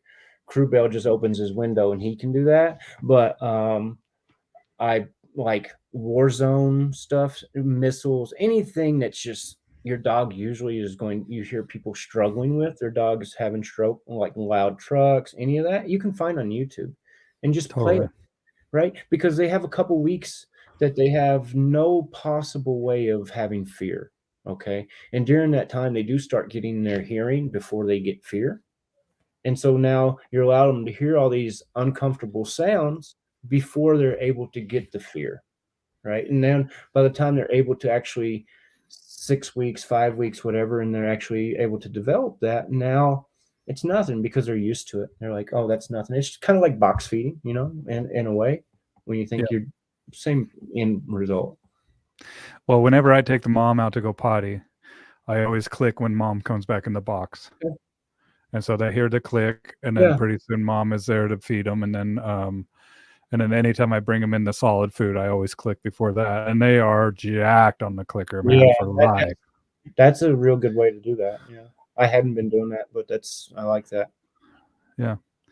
Well, awesome, dude. We've been chatting for a little while. Is there anything else that we haven't touched on that Uh, you want to? Well, we didn't cover too much of I don't know what else we wanted to cover. Let's see here. On the channels, kind of the growth stuff is kind of like tags. That stuff's real important for anybody who's growing their channels. The Yeah. tags are what's going to help your videos to tie into other videos that are like that. It also is what will allow your videos, when you're using the same tags, those tags will kind of tie your videos together, which will in turn make your videos start popping up in the suggested videos in the box on the side. There's usually 20 suggested videos. And if you can get your videos to be 5, 10 of those suggested videos, then you're going to get a lot of growth right there. Kind of what I had discussed with you was the music stuff. I think that's going to work better for you when you're doing the content versus the speaking stuff. Like when Okay. it's the dog training, it's showing you actually doing the stuff. I think, hey Kashi, I think that is going to help you there. Is the music will go better with that when you're not needing to do the talking part. Otherwise, maybe it's a 3-second intro music and then Yeah. music. How do you, that's the other aspect. Well, we'll talk about this stuff Yeah. later too, because, So, uh, but yeah. you, So maybe it's just that 3-second intro and then the music goes dead and then into it. Now that's still going to tie you into the views of the music channels. Let's see. I think we talked about Randy. And then I want Randy back oh, on, dude. Did you also, see the shorts I made of Randy? I did, yeah. Randy's awesome, dude. He really is. He's fun to be around. He is a blast to be around. I'd love Also, to hang out with him. anybody right now that's feeding Victor Pro, there's a big Oh yeah, recall. they just recalled all Victor products for And the thing salmonella. is, Victor, it seems like Victor has that a lot. I personally feed a Nook Shook. I've been feeding it for several years. I really like what it does for my dogs. I've had clients that have like issues, stomach sensitivity, skin, everything. a Nookshook usually takes care of it within a month, right? One bag, dog Yeah, should. that's the sled dog stuff was originally what it Yes, was. correct. Yep. And then I was going to ask you, do you travel to your clients? I know before you said you were like, you did like, is that kind of how do you do much traveling to your clients, or do they all Absolutely. Absolutely. I go all over the country, man, maybe and like talk with you? Maybe we'll do some of that on the side also, some of cool. the nuances of that, because that's something I would like to do as well. Yeah. Uh, It's and it can be a little awkward at first because you're on the property with the clients, but once they see and once they see how you respond to the dog and it's good to just be there on site. And I like to stay like in an extra room or in the guest house or whatever it is with my clients. And it is a premium. Usually I charge about $1,000 a day, Yep. at least all the way up to 2,500, depending on what we're working on. That's the thing is also too many dog trainers are cutting themselves short when it comes to what they're getting paid. I know when I first started, I was making like $20 an hour, $40 an hour. Now I'm charging $200 an hour. Right? Good If for you you. want my time, $200 an hour, and you will be satisfied. I'll make sure. But it's each lesson's hour to hour and a half. If we go to the extra half hour, I'm still going to charge you the 200. But like, people show up when you charge that, right? When Yeah, and they're they listen too. when they're paying, yeah, exactly. And it also filters a lot of the clients that would have been trouble, right? Because if they're paying that price, they are going to pay attention, and if they don't, then you fire them. That's simple. I will absolutely fire a client. If I l you, it's just it has to happen sometimes. It's uncomfortable, but once you get to that point as a trainer, you don't accept the nonsense. It's like, this is how it is. I have the skills that you need to solve your problem. Do you want to do it my way? Or and I'm very flexible. It's not my way or the highway, but these are the ways that I can help you do this, and I know are productive. Yeah. More. I'll show you the most effective and efficient way to do this, but Efficiency, there are different what's that? efficiency is really big for me. Absolutely. Um, Well, my also, clients are their time is money, and exactly. I know that. Like, I have clients that are centimillionaires. They have hundreds of millions of dollars. If not, And I've worked with a couple minutes billionaires, matter. If you're showing up to a 10 o'clock lesson at 10:01, you're about 3 or 4 minutes late, at least, right? If you're not in their driveway 2 to 3 minutes before the lesson, you're late. Absolutely. And Yeah. it's just disrespectful, you know? Another thing I really push with my clients is I tell them, hey, don't think of me as your dog trainer. Think of me as your dog life coach. I'll help you with nutrition, exercise, all this. Like, and that really kind of opens things up a lot with them. And then one of the things that I've noticed that I have to personally do better is I have to market myself better, right? Because a lot of the clients I go to, I'm the fifth or sixth trainer they have already had, Yeah. right? Me And that too. means I'm marketing myself wrong, because I could have solved that without the other five or six trainers being involved if I would have got my stuff in front of them first. I don't market very much at all. I did for a while, but yeah, it's one of those things that I kind of just got out of. Well, it's an ever-changing field too, and ever anytime that I am running late, I as soon as I know, Let them j know. yeah, Let just like we did with today with you, yeah, right? Like, I'm like, "Dude, I" there's and I times, I live in a very busy city, and if I'm driving to Denver and it's a 3 o'clock appointment or something, like, you're done. Like, if you're not, you have to. I always try to give myself a 15 to 30 minute cushion, no matter where I'm going. I use Google Calendar like religiously. If it's not on the calendar, it doesn't happen. And I schedule stuff enough that I don't have to speed. I don't have to be in a hurry. If I need to stop and use the restroom, I can. I'm not going to be late. And if I do, then I will be like, hey, this is going on. I'm going to be a few minutes late. And as long as you do that in a reasonable manner and don't make a habit of it, it's not a problem. yeah, yeah, agreed, and just be honest with people too, be authentic, be yourself, and, don't bite off more than you can chew, don't take cases that you have no business taking, but also know that you can fire your clients just like you're saying, and when I first found that out, I was like, "I can?" I can't wait to get back home. And let me see. Goshi, love you, buddy. Here. He says, you go to a client house, see that dog has no food, ball drive. How do you justify $200 price tag an hour when you are trying to build drive for the reward? I asked this cause back here the price tag is abysmally low. How does the client feel that their $200 was still worth it? So What? what I do is and it may sound bad, but I market to more wealthy people. Okay. I will work with anyone if they can pay my rates, but I market to wealthy people. Um, if you're making less than 80,000, you probably will not see my ads. And that's just the ugly truth of it, is because I have to be able to make a living. And if I feel like I have to do 20 lessons a day to make a living, I can't better myself and do my self-improvement as well. So there's people in India that has the $200 to do that lesson. You've just got to find the appropriate way to find them and service them. And that doesn't mean that there's not times that, like, I have clients that I've been having for several years. They still pay the price that they paid several years ago because, they're family at this point. Their dogs are family. If they Grandfathered in, if they tell me, hey, I'm having trouble with my dog, but I don't have the problem. Okay, I'm going to spend my gas and I'm going to drive to their house and I'm going to take care of it because they've took care of me in the past. There was weeks that maybe their dog might have been the only dog I trained that week, right? Because it was that growth, you know? So, and I don't do like discounts or stuff like that. Very seldom do I do that.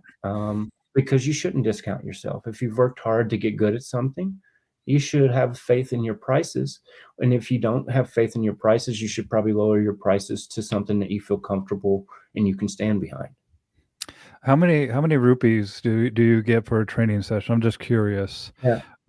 Kashi, and just like you said, yeah, we have to qualify the clients, but I also offer group classes for the people that are more on the budget. Yep. Right. And so, like, every year or two, I'll have like a couple group classes, but it's not really a group class. It's more of a get together of clients that I've worked with, and we'll meet at some of the big, like Wash Park in Denver, which is, you can walk around Wash Park and you're probably going to see 300 to 400 dogs, at least 100 dogs before you get around the park.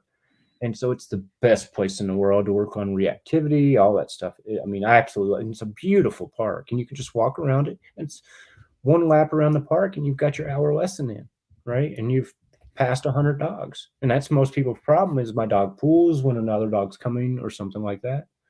So yeah, we could help proof and generalize the behavior and set up scenarios where you get a lot of training exercises that are is $550. Okay.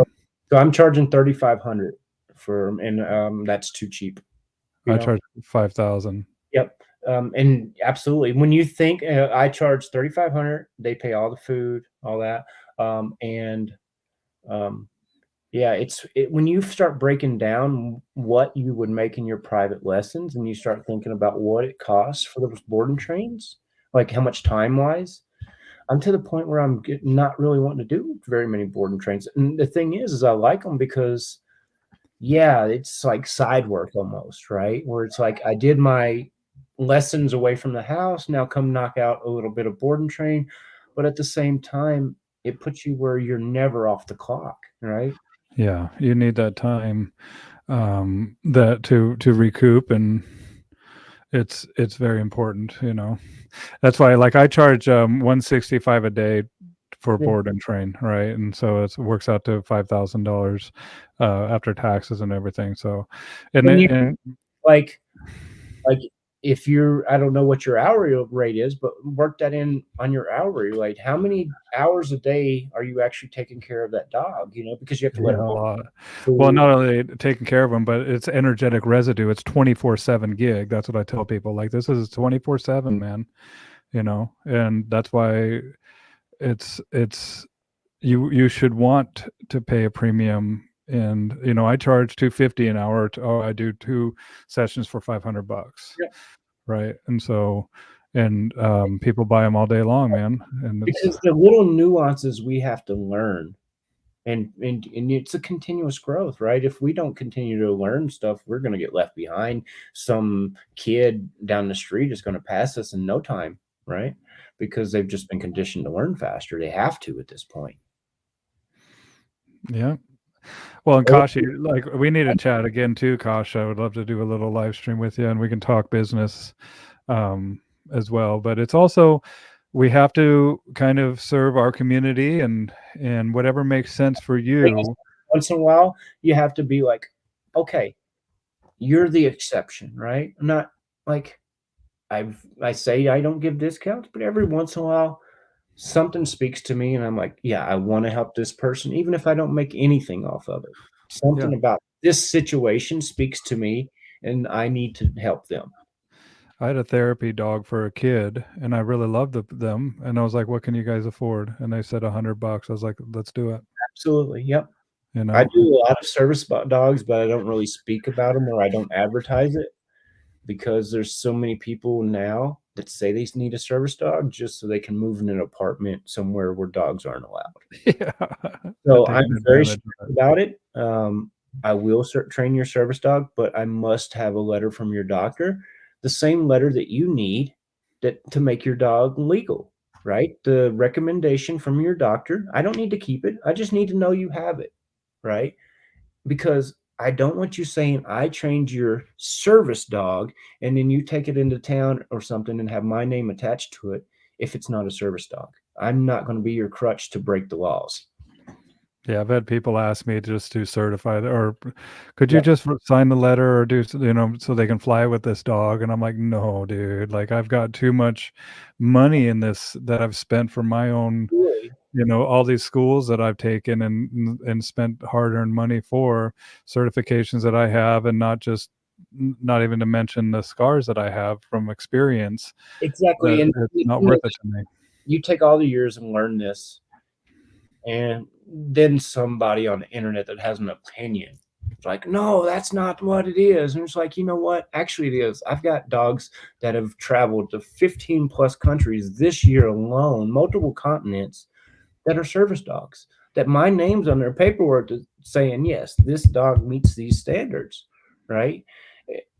Like, and you've got Joe Smo on the internet on a groups that's like, oh no, you can go, here's a website, get your ESA, so you can live in the apartment. It just, and then I have clients that take dogs training service dogs to stores and then get kicked out, and the dog's actually a good service dog that's not acting up. It's just like, well, no, you're fake, because so many fake dogs have made it where the real dogs are the ones that are catching hell. It's crazy, man.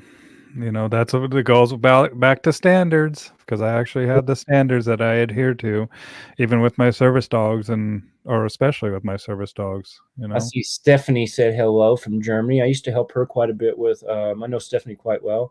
Stephanie, is that Skipper Key that she's got there? What Yes, is she? it is. She That Papillon? He does explosive detection in Germany, and so Cool. um, we used to help her a bit with getting through her certifications and stuff.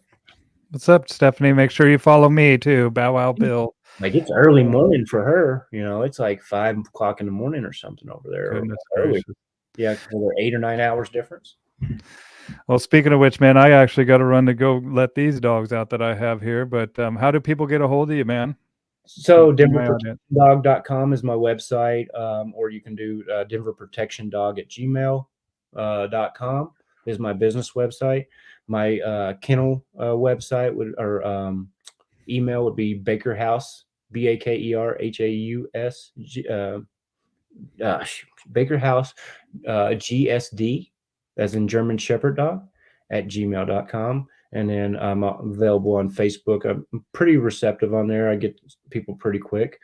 YouTube as well. Everybody go ahead and join my YouTube. And if you're one of my people on here, go ahead and join Bill's YouTube so we both can keep this growth going. Like I Heck said, yeah. business gives us the opportunity to give information and we'll also the feedback that people give us is going to allow us to make better content for you as well. Well, I guess Baker House is also bread. It is. So I used to have that website, and for a few years I let it go, and now it's gone. So now it's gone. Baker now House it's gone. dog. Oh no, it's all that's all I'm pulling up here for the Baker House. But Yeah. cool, man. Well, good chat with you, dude, and I look forward to growing our channels together. And yeah, anytime that you need anything, man, just let me know. And you guys Absolutely. should. That's one thing to really point out to people is since going to NePoPo, the community is amazing. Like that's something a lot of us dog trainers fall into, is the being on your basically on your own island, you know, and kind of withholding maybe a little bit from other people because maybe it's your advantage, just like the whole YouTube kind of thing I got going right now. I'm doing really well with that. It's, you know, like there's a lot of people doing way better than me, put it that way, for sure. But Yeah. for a small channel, you know, that's stuff that's going to help me. It can help you, all of us people on here. And of course, anybody wants to message me and ask me kind of what's going on, I'll be glad to share any of that with you. Yeah, but like you can get 50,000 views a month, like, and eventually that is actually giving us opportunity to maybe we'll reach those few people that needed to hear what we had to say. And the way that I'm doing it through short videos, maybe I'm not reaching the exact targeted group right away, but I'm able to get my stuff to a lot more people, which in return will get me in front of more people that need to see what we have. Yeah, and at the end of the day, we're all in this for the dogs. Yeah. And the more that we can benefit the dogs all around the world, that's what I'm all about, dude. So, and if we can make money doing this, like that's my goal here, you know.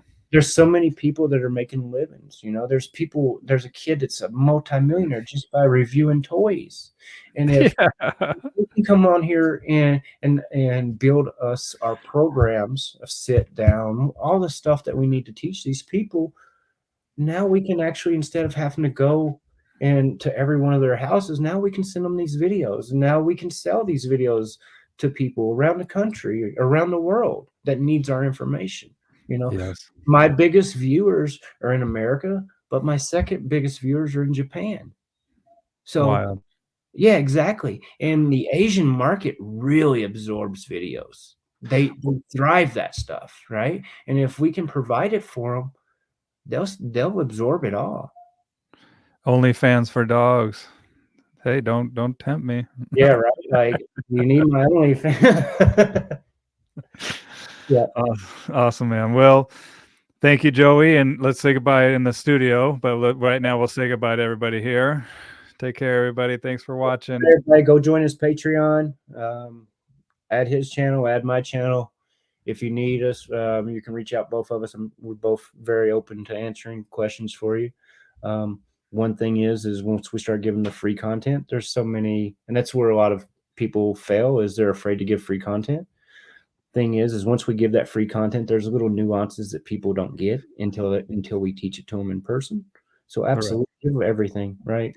Right, and it's also personalized to you and your situation too. That's where the payment comes in, right? It's like it's a little bit more tailored to your specifications. So Absolutely.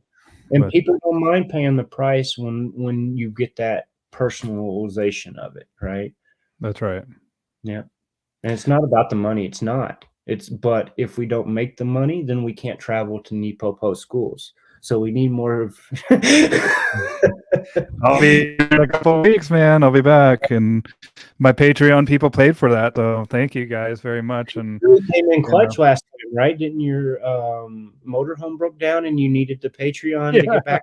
I did. Yep, they've helped me out in so many different ways. I appreciate you know, guys more than at anything, man. Silver, we really didn't know each other. We had discussion over my watch or something in the food line or something, right? And but I've got to say, you're very nice, like a very easy person to talk to, which is very important.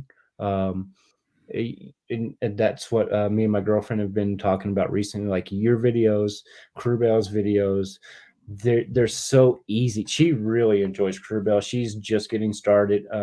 She's Cool. doing the actual Penn Foster school that I did, and then she's into the NePoPo stuff as well. I'm going to send her to Silver.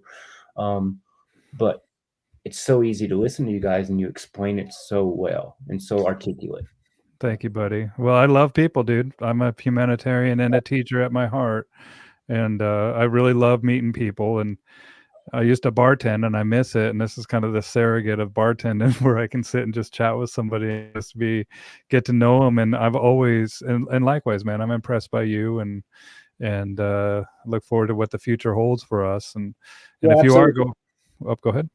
I don't think I'll make it to the next Silver school. Unfortunately, like I said, finances just got really bad with all the dog emergencies and stuff we had this year. But I'm like itching to get my 3 gold schools in, and become multiplier. I'll be having a gold school here pretty soon too, man. So I'll let Yeah, you know I'm when I very do that. interested as well. Like, shoot me details and stuff like that. But I'm absolutely, ready to do that. I gotta post up a link to your channel here really quick. There's Bow Wow Bill, Joey Baker. Yeah, you're live on it too, I think. So I'm gonna actually post up a link so people can click on it and subscribe. I'm doing that right now for you, Andy. And everybody, remember, train into the issues, not around them, right? And if you train around the problems, you're never going to get them solved. Address the problem. Like we said, Coos Hastings is one of the greatest German Shepherd breeders. I did a seminar with him years ago, and that was the one. If I don't remember anything else, that was the one thing that stuck with me, and I really took it to heart. Is we do not train around the issue; we train into it. Yeah, there's no way around this stuff. There's no way over, under, or anything. You have to go through it. But once you're on the other side of it, you gained understanding, and you bridge that gap, and now you're better for it because you have the experience of learning by going through it. So, and don't pick your trainer by a 5 or 10 second video. Editing is very powerful. Well, and make sure your trainer has the dogs that you're seeking to learn or to teach, that they have trained dogs. If it's the same dog in every video, that's their own dog, and it doesn't count. I mean, it counts a little bit, right? But, okay, you did it with that dog. Replicate that with multiple dogs, right? Amen. Awesome. All right. Bye, guys. Bye, everybody.